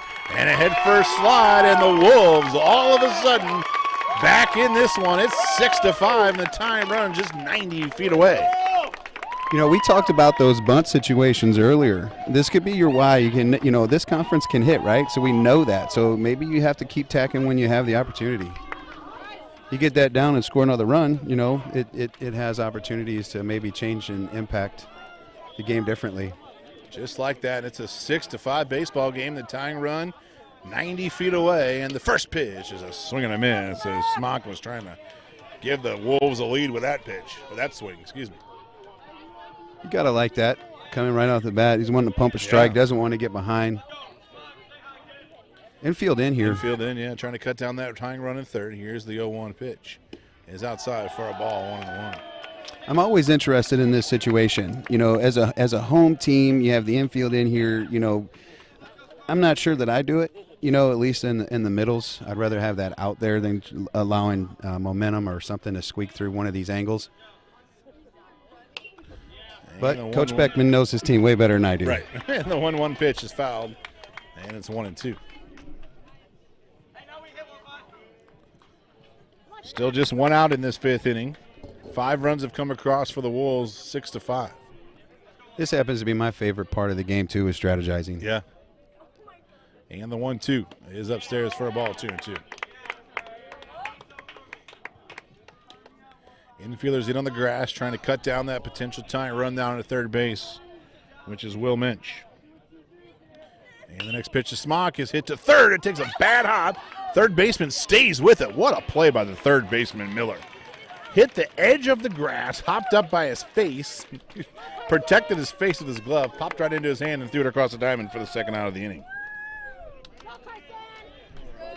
Wow. Yeah, that That was impressive. Wasn't necessarily hit too hard, No, but the when way you're- that the hops it has taken today, we've seen it a couple times down at third base. We've seen it at shortstop, and the kids are staying with it, creating angles, getting eyes behind it. Yeah, and being in, you're even closer to the plate, too. And the first pitch to Carson Ramos is taken outside for a ball 1-0, and see if he can drive in the tying run at third base. There's a reason it is called the hot corner. For sure. Ninth hitter to come to the plate here in the fifth inning. And the 1-0 to Ramos is right down the middle for a strike. I'm not sure by the body language if that's one he wants back or if it was the call. It sure looked like a center cut. Yeah, buddy, I'm coming unglued. Yeah. And the next one to Ramos is upstairs for a ball. Especially when you see a little bit of the run from his heater away, So you, if I get that one pitch in, it looks like it's pretty flat in. Yeah.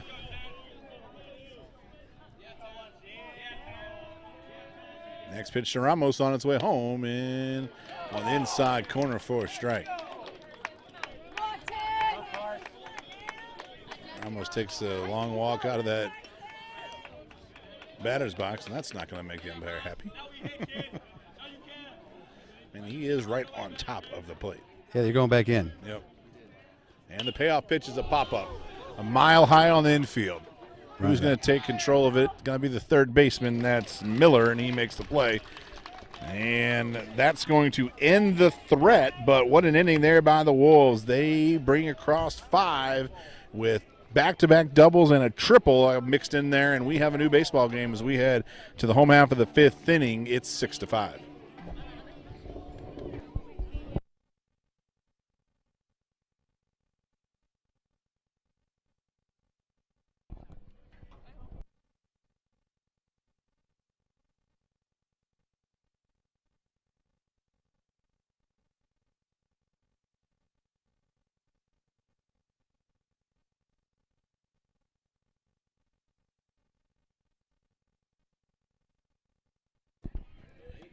Folks, YBMcast is the most comprehensive youth and prep baseball talk. Join in on the conversation. All podcasts are posted on our YouTube channel, Youth Baseball Midwest, at 3 p.m. Central Standard Time, Tuesdays and Thursdays, with our lineup of great contributors such as Matt Shadow of Midland Baseball, the Guru, Kevin Moulder from Prep Baseball Report, and Mitch Thomas, the big dog from the hitting zone. Because we hit bombs, right? That's all we do. There you go. That's what I'm talking about. Well, Brian. if I don't, I miss just an missed. episode. While you're here, hit the subscribe button and the dinger to get all your notifications of new episodes.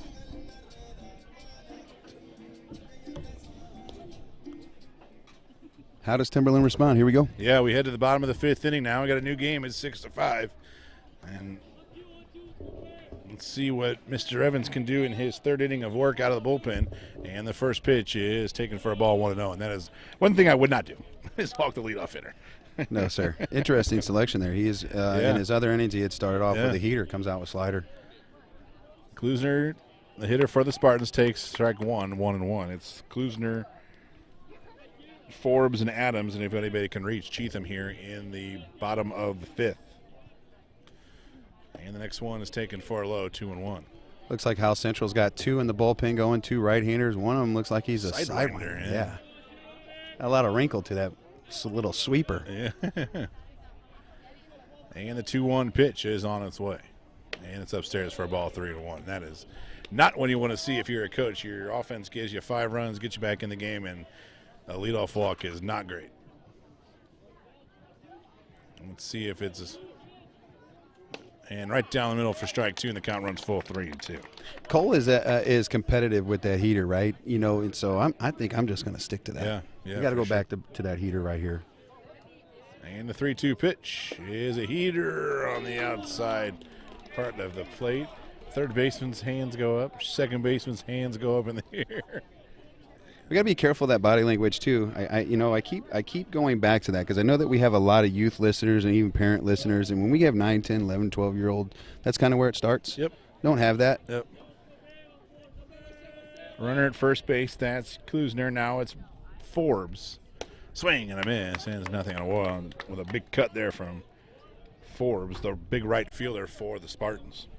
And the game is frustrating. We all know that. Yep. and so it obviously emotions still happen. Forbes walked and scored in the second, walked in the third, and bats again here in the fifth. Leadoff walk, another pick over to first base. Evans trying to get the Wolves back at the plate as quick as he can. Keep that momentum going. And the 0-1 pitch is taken down the middle for strike 2, 0-2. Runner's over there dancing. I'm not sure if he's trying to throw off Evans or if he might be trying to time him up. I thought they might bunt here. Try to make some things happen. And the 0-2 pitch is a swing and a pop up into center field. Hayden Post to his left. Camps underneath it. And he'll make the catch, and that's the first out of the inning as Forbes flies out to center fielder Post. You know, one of the things that always amazes me just about how big the outfield actually really is and how many baseballs just get hit like right at guys, you know? It is a crazy. Three people out there with all this green and somehow just you don't even really have to move sometimes. Aiden Adams to the dish now. 0 for 1 today, was hit by a pitch and scored in the second. Flew out to center field in the third. Runner going, pitch down to second is not in time. It's going to go into center field, and the runners are going to advance to third base. That's Quentin Klusner. That's the 5th stolen base already of this afternoon for the Spartans. Coming into this game, I knew that they ran a lot, and so I thought that was going to be an issue. We saw them trying to do that last time they played Timberland, and they're creating that havoc on the bases, and it's paying off. First pitch was called a strike, so it's 0-1 to Adams.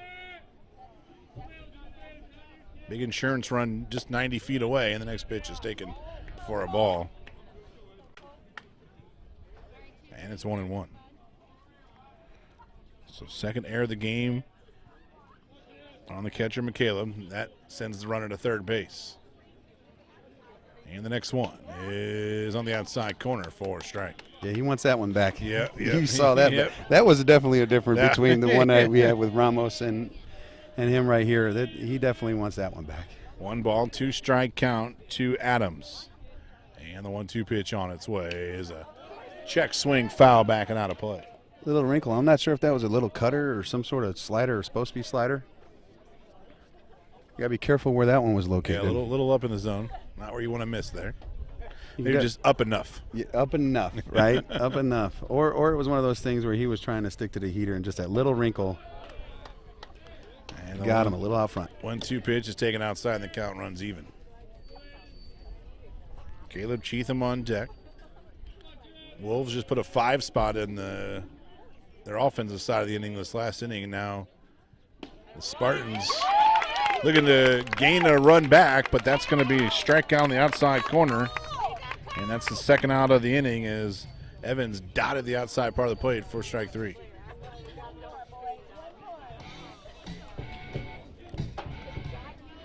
Our first strikeout looking here today. And that brings up Caleb Cheatham. Let's see if Evans can pitch around some trouble here in the 5th. First pitch to Cheatham was up and in for a ball, 1-0. Is that what you call high and tight? That would be high and tight. And a swing and a ground ball hit to third. It's fair inside the third baseline. Cheatham around first. He's going to dig for second, and he's in with a slide. It's a 2-out double, and the Spartans get 1 run back. They lead it now 7-5.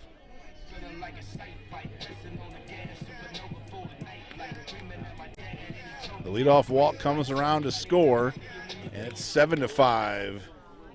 Spartans lead. Tough break, good pitch. Obviously found its area. Yeah. Softly hit, found its way. Top of the order, and Ethan Collison will lead things off, and he'll take one right down the middle for strike 1. I wouldn't be shocked if he takes third here or tries.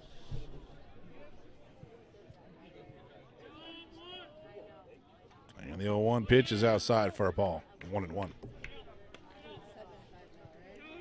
Ball and a strike to the leadoff hitter, Ethan Callison. 0 for 3 today, 2 strikeouts and a fly out to left field. 7-5 Spartans lead. And the next pitch is lined down the left field line, but foul. And the count goes to 1-2.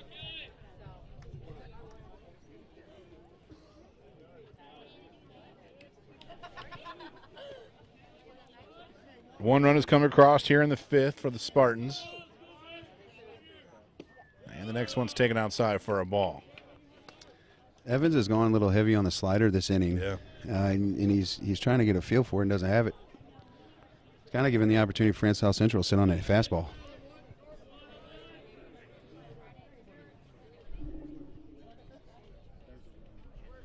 Runner down at second. Matt Cheatham, he doubled. And the next pitch is outside for a ball. 3-2 as Callison watched that one go by and just prayed. And the umpire didn't punch him out. Full count, 2 outs to Ethan Callison and swinging a tapper foul. Nice job there by Callison on a pitch down and in. The only thing he could do with that one is foul it off and live to fight another pitch. Coach Beckman with a nice play over there. You see why he teaches infield. Runner at second. That's Cheatham. Takes a big lead. And the 3-2 pitch is an off-speed pitch taken down the middle for strike 3. And that's the second strikeout of the inning. But the Spartans bring one across on one hit, 1 run, 1 left. We head to the top of the 6th. This one's 7-5.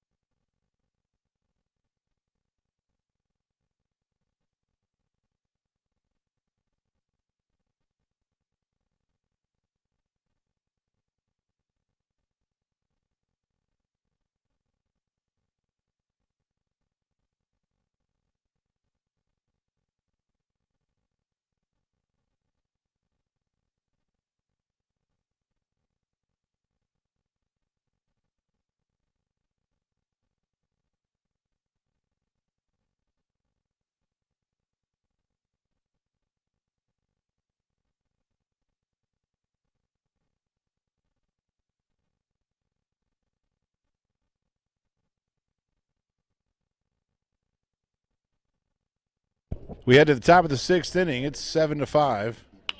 New hitter to the plate. It's Ethan Wasson. Ethan Wasson will come to the dish.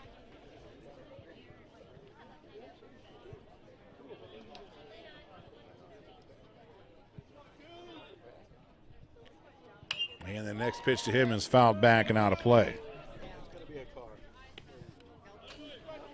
Just gets inserted into the game. First 2 pitches, swings at him, trying to put good swings on and put himself on the base pass for the Wolves.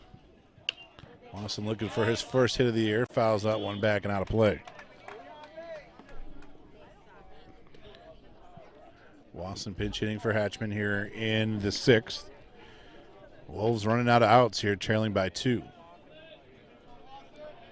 And the first pitch to, the next pitch to Wasson's outside for a ball. These are the toughest outs to get in a game, is those last 6 outs. And the next pitch to Wasson on its way. And it's upstairs for a ball.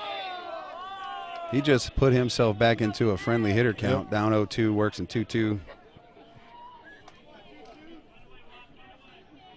And the 2-2 pitch on its way is outside for a ball, 3-2.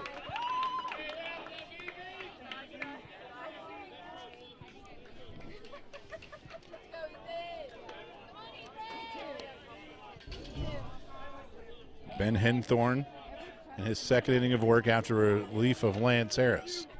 And the payoff pitch is a swing and a miss. And he come back and got the strikeout.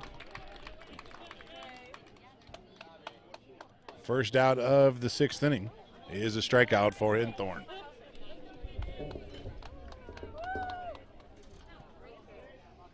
Caden Bish now will bat with nobody on, 1 out. Off-speed pitch taken inside for a ball, 1-0. And the 1-0 count on its way home. Upstairs for a ball 2-2-0. Francis House Central is sticking to that MO there. Yep. Trying to pitch a little backwards. Yep. Next pitch to Bish is upstairs for a ball, 3-0. You know, those are things I always worry about. You know, you're going to your second time through the lineup, you know, you're trying to start getting cute. You know, you start just trying to, you know, work the corners or be a little fine. Let's compete. Just get after them in the zone.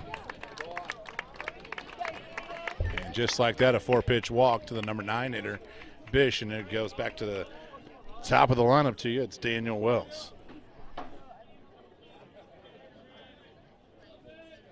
Bish on at first, he walked. Wolves trail by 2 here in the 6th inning. And the first pitch to Wells is upstairs, so 5 straight now, and it's 1-0.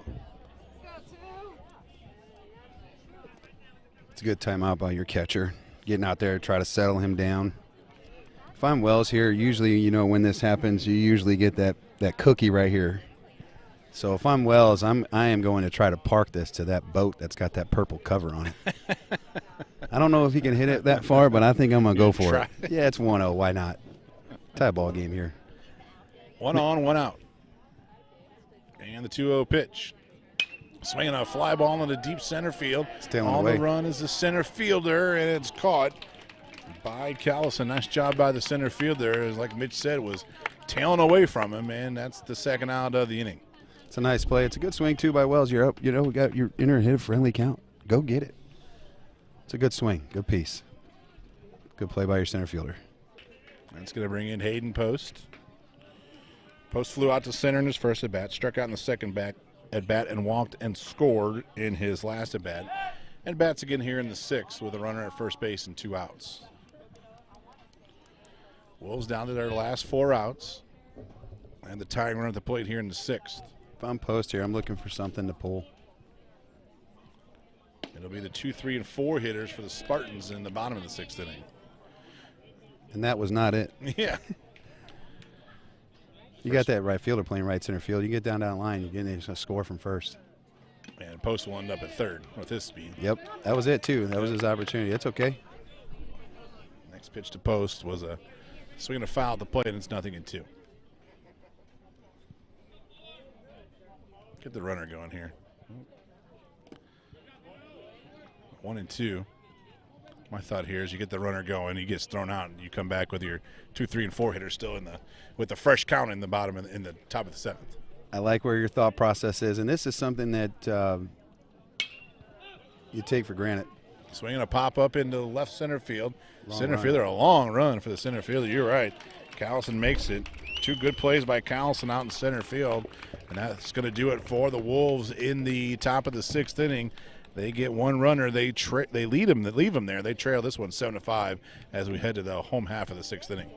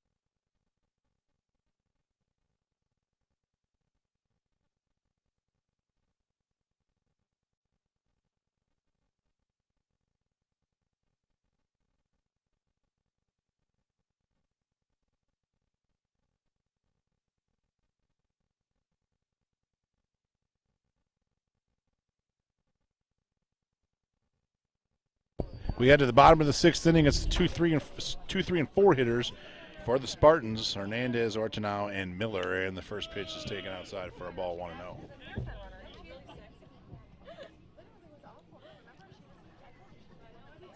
Hernandez at the plate.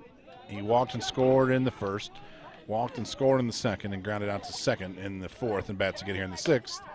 And takes the next pitch upstairs for a ball 2-0. Cole Evans still in this one. We were just talking about in the break that he's done a good job keeping the Wolves in this game. And the next pitch is taken on the outside corner for strike 1. That's 3 shows in a row. I wonder if that's just 4 show. Yeah. Trying to get in the pitcher's head there. Kind of foul at the plate. Is that F-O-S-H-O? Faux show? Faux? Faux show. Faux show. F-O-S-H-O. For show. We just talked about this earlier on the show, just about trying to be cool. Yeah. Failure. Tough play. Slow roller to second. Yeah, no chance there for Wells as that got in on the hands of Hernandez, and he did just enough to roll that one out. Perfectly placed for a leadoff single. How important is this type of communication? I'm not sure if the fans can see, but Wells is playing in the grass. Yeah. In the heart of this lineup, and so maybe that's a communication thing where you need to tell your first baseman to get off the bag a little bit, maybe to play that slow roller. First pitch. You had to expect it. Third baseman's open. Third base open. Yeah. I heard somebody yell 2 there as well, but the pitcher decided to throw that one to first, so the sacrifice bunt is good by Ortano, the 3-place hitter, and brings in the cleanup hitter, Wyatt Miller.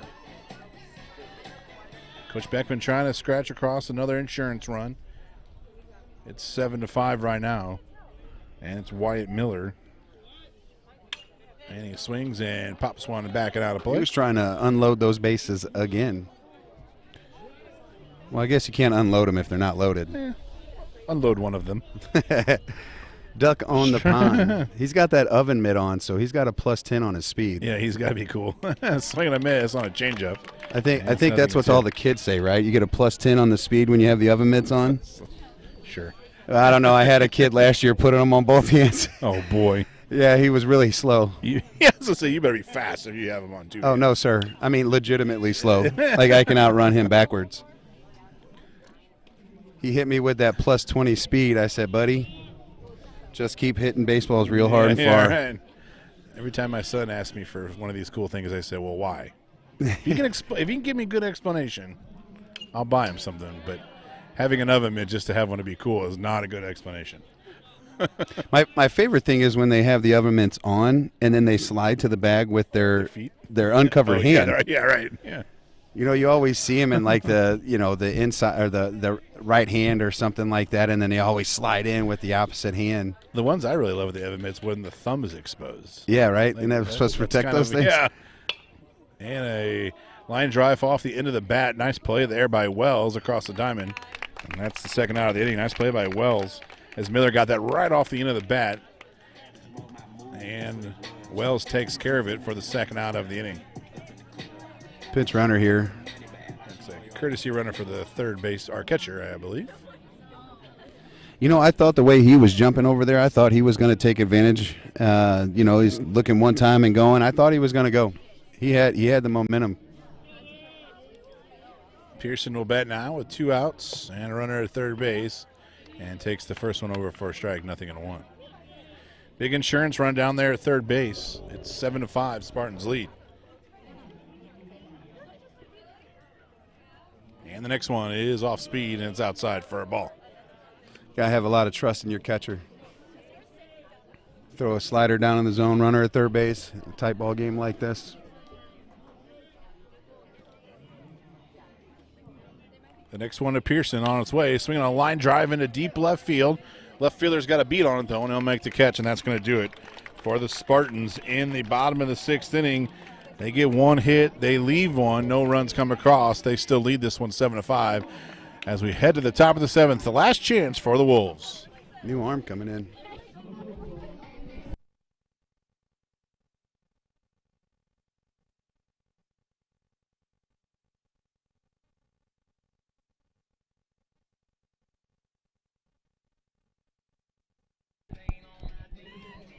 Folks, don't forget, next week, a week from Tuesday, we've got another GAC Game of the Week.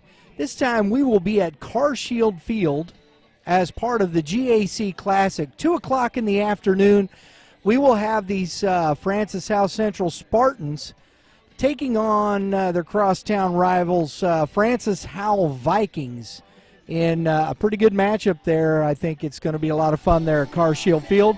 We'll have a couple of ball games there before it, so tune in to next Tuesday from GAC Ballpark. We will be bringing you the GAC Game of the Week. I'm going to go on a limb and say there's going to be a lot of stolen bases that day. Lots of stolen bases and lots of bunts. Yeah, you can see like the 3 hitters, both teams, the 3-4-5s, Leo and Norfleet bunting. You got, Miller over here bunting. Man, they have those. Howell has a couple of big dudes. Leo Humber, who is a sophomore? He is an absolute monster already. All right, we head to the top of the 7th inning. Last chance for the Wolves. New pitcher in for Central. And a swing and a pop-up is the first pitch of the inning. Center fielder can't see it. Right fielder's on the run, It's going to drop. Center fielder could not see it. One pitch, a lazy fly in the center field, and it drops in a leadoff hit for Carson McCaleb, and he's down second base, and the tying run comes to the dish. And the heart of their lineup. So, they got a little bit of pop here. You can see out there the center fielder's got a little body language going on. He's got to change it. He's got to take that deep breath. He's got glasses on. It is a really high sky. There is not any clouds in the sky right now either. Right. It feels almost like that Florida sky. Yeah.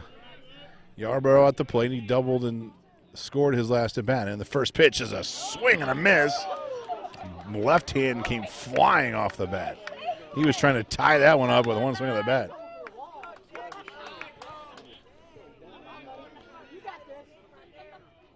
Runner at second base takes his lead.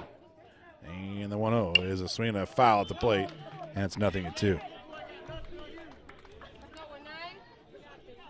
Yarberry at the dish. He's the tying run. Runner at second base is McCaleb. He just means nothing if you're the Central coaching staff. He can walk to third if he wants. Right, they're not even working him. Yep. And the next pitch to Yarborough is a swing and a miss, and that's the first out of the inning. This Nick Ortano, who was playing in this game, he was playing second baseman, has a good arm. And he gets a strikeout, first out of the 7th. A little over swinging there by Yarberry. Yep. You're okay with that with strike 1 and strike 2. And the first pitch is a swing and a foul straight back. And Will Mensch down to the count, 0-1.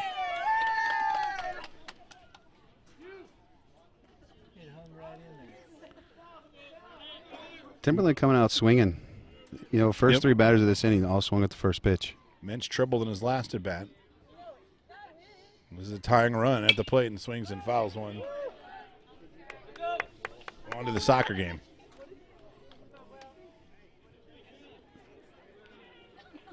And it's 0-2 to Will Mensch. Defense and no doubles defense on the corners. Guarding those lines. Outfield plays Mensch to hit it the other way. The center fielder is in literally left center field. If Mensch pulls one down to that 2007 Class 4 third place sign, he might score. I was going to say, if he and that thing is going to hook too, so it might kick and go behind corner. that. Yeah. First baseman might be closer to it. And the 1-2 pitch is a swing and a miss. Don't even worry about the runner at second. He'll throw to third. That's probably a good decision not to throw it to third. And that's the second out of the inning as Mensch strikes out swinging. And it'll be Ethan Smock, the Wolves' last chance.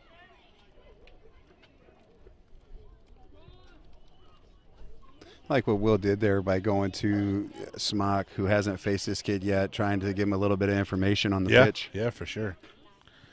And the first pitch has popped up and out of play. That you talked about that. That's that attitude thing. He instead of pouting and he's gone to his teammates and telling them what he's seen. That's impressive. That's a good teaching moment for younger kids. Yeah, you can see that. He's been competitive in the strike zone, and Smock goes after the first pitch. And the next pitch is fouled back and out of play. This is what's interesting about trying to work with young hitters. You know, you want them to be patient, but when you have a guy that is feeding the strike zone and he's getting hittable strikes, you hate to take that away from your hitters by taking a strike here. And the 0-2 pitch is swung on and hit into deep center field. On the run is the center fielder. At the wall. It's up against the wall. 1 run will score. Around second and holding there is Schmock. And he just missed tying this one up. Brings the run in, and it's a 1-run game. Hey, you know, if I'm Carson here, I'm trying to stay on the heater. He's shown the ability to obviously pump this thing for strikes, but he has thrown nothing of a wrinkle to these guys yet for a strike. So I think I'm sitting heater here, and you might as well, right? Everybody else has done it. First pitch swinging, go for it. Might as well. Smock just missed that one into dead center field. I'm not exactly sure what the third base runner was doing there. He was tagging. Oh, jeez. Got to pay attention there. Carson Ramos now is the potential go-ahead run. And the first pitch to him is inside for a ball, 1-0. Ramos at the plate, tying run, 180 feet away, in Ethan Schmock. Ramos 0 for 2 today with a walk. And the next one to him. That one is crushed into right center field. That ball's at the wall, and it's gone!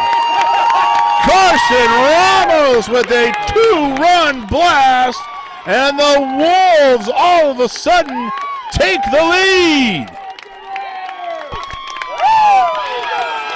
Carson Ramos unloads on a pitch in the right center field, and just like that, the Wolves have the lead. And, you know, we just talked about the fastball, and he hit it off speed there. That old cement mixer just stood up there. Crushed that ball in the right center field. Absolutely hammered, and you go back. You can't help but go back. That first pitch of the inning, that pop-up into just regular center field, it drops, and just like that, the Wolves are leading this one. And the next pitch to Wasson is swung on a miss, and it's 0-2. Wow, what a turn of events. I love this by Francis Howell Central's pitcher. Coming in, pumping a strike, then slider, gets him on 3 straight. Tough break for the arm. You know, you hate to give that up in that situation. That's a heck of a job to come right back to put his team in, limit that damage. Just like that, we head to the bottom of the 7th inning. Spartans now trail all of a sudden, 7-6.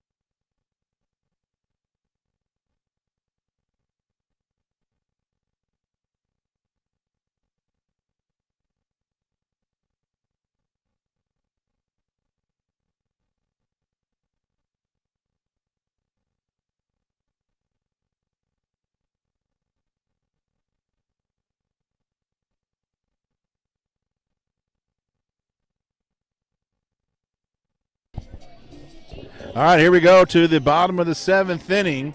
And just like that, the Timberland Wolves leading this one. I didn't even think I'd have to flip my little paper back over, but I do this time. It's going to be Klusner, Forbes, and Adams. And if anybody can reach Cheatham here in the bottom of the 7th inning. Big turn of events back in that top of the 7th inning was the bomb by Carson Ramos. And the first pitch from Evans is taken low for a ball, 1-0. We just talked about it in between innings. Cole Evans deserves a lot of credit in this game to keeping it where we're at. You got to expect Francis Howell Central to take till they get a strike. You know, the home team typically plays for the tie, and so you could see that happening here. He's going to have to get himself ahead. The 1-1 pitch is on the outside corner for strike 2, 1-2. He has done that. And Kludner wants that one back. Yeah, you can't sitting fastball, right? He's showing that he's showing these fastballs. So, and the 1-2 pitch is an off. Wow! Just missed on the inside corner. The count runs even at 2-2. Stay composed. Yep. And the 2-2, right back to it, a beauty. And that's the first out of the inning. Hitter knew it. Yep. Hitter knew it. Yep. He was just hoping the umpire zone was even tighter than it's been. Hitter knew it. Hats off to the catcher and Evans to execute, right? Sure. You're going right back to that pitch just missed, because if you miss that thing middle, it might happen what Ramos did. For sure. And the first pitch to Forbes is not taking to a strike and swings an off-speed pitch, 0-1. This is what I love about high school sports is emotion. Yeah, for sure. And how it changes for both teams. All of a certain sudden, moments. Evans' arm feels live. Yep. And he takes the next one for strike 2, 0-2. You have indecision now on the behalf of Francis Howell Central instead of taking that approach that they had early in the game. You can't pucker. And an 0-2 pitch, a swing and a miss on an off-speed pitch. 2 up, 2 down here in the bottom of the 7th inning. One thing I learned at coaching this sport at the college level is one of the things that our head coach always preached was to remain even keel. No too high, no too low. First pitch to Adams is an off-speed pitch taken low for a ball, 1-0. This game has a funny way of evening itself out, don't it? No doubt. And the next pitch is taken down the middle for a strike, 1-1. Now all of a sudden Central down to their last out. And the next one is on the outside corner for strike 2. It's 1-2, and now the Spartans down to their last strike. Evans is feeling it. I'm going slider here. Evans has that swagger going right now, and here comes the 1-2 pitch on its way home. Off-speed pitch, and it goes away, 2-2. You try to sneak a heater by him here. I'm going in on the hands. You can set that slider up to go 3-2 if you need to. Here comes the 2-2 pitch. Heater, bring him up. Oh, that's a tough break for Timberland. The whole field was running off the field.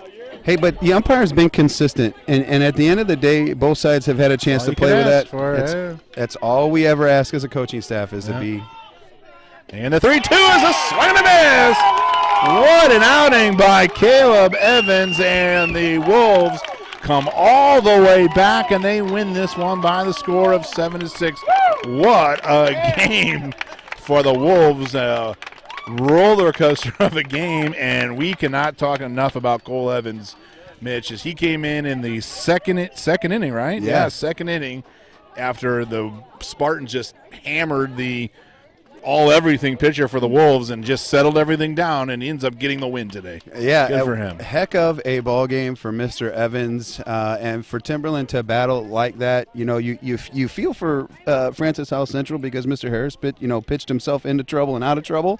But you know what? There's a game tomorrow that these two have to face, so they have to go home and have short-term memory and use this for motivation on their home park and do that to Timberland tomorrow. Big blow on this one was the 2-out, 2-run home run by Carson Ramos back in the top of the 7th inning. He lost one out to right center field, and that was the big blow for the Wolves. And they come back all the way back and win this one 7-6, down 5-0. I guess down 5-0 at one point in time and come all the way back.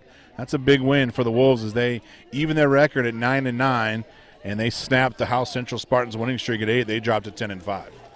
Yeah, this is a tough one here. You have to go back to work. They got to do field duty. It's like, oh, my Lord, here we go. But, that this could be good, too, for that short-term memory we talked about. And if you think about at the beginning of this ball game, the things that we talked about was defense. And defense had cost both teams opportunities. This game should have been much closer. And both teams are typically pretty clean. But we saw today that, you still have emotions. You still have conference play. There's a lot going on at this ballpark. Well, Mitch, Brian's looks like he's corralling the players of the game. That's going to do it for me. It was fun doing it with you today, and we'll see you down the line. But that was a good one. Yes, sir. Have a good practice tonight, and thank you. Yeah, I'm going to go teaching lessons to the boys tonight. Yeah, you got a lot of them.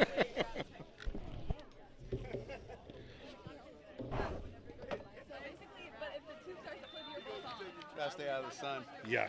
Too pale. Pretty sure my calves are sunburned. See you, buddy. See you, buddy. See you, Brian. Somebody can have the chair. Somebody can have this one. Microphone is on. There you go. Do I put these on? Yeah, you put those on. This microphone is on. And talk into the microphone. You should be able to hear me, Mr. Evans. You may or may not be able to hear me, so I'll try to talk as loud as I can. Trying to get Brian in here because he's the guy with all the questions. I'm here for the good looks. Yeah. Well, you're the guy. I'm the guy. I gotta go. All right, guys, let's talk about this. High energy, high emotion, pretty fun ball game today. Cole, you came in after a rough start by Hatchman and pretty much shut it down. Talk about you coming in that situation and then basically 5 innings of shutdown baseball. Yeah, I kind of just try to keep us in the game. I believe in my guys, and I believe that they could score some runs if we just hold them to the 6th score that they had. Yeah, and you give up one. I think that one was unearned there. And Francis House Central competes on the base paths, and you saw that today. So what was your goal when you came in to try to limit their opportunities? Just throw strikes, keep them close, just like keep it simple. Keep it simple. I like that. A lot of heaters. You believed in the heater today? Yeah, my heater was working. Just believe in the catcher. He was framing. 7th inning, sliders. Yeah. That worked for you, huh? I love the game change. Congratulations. Nice job on keeping your team in the game for an opportunity to win it, and good luck the rest of the season, Mr. Evans. Thank you, sir. Thank you. Now, Mr. Ramos. How are we doing? Sophomore. Yes, sir. Big swing. Yes, sir. Tough day before that, though. Yeah. Yeah? Talk about leading in.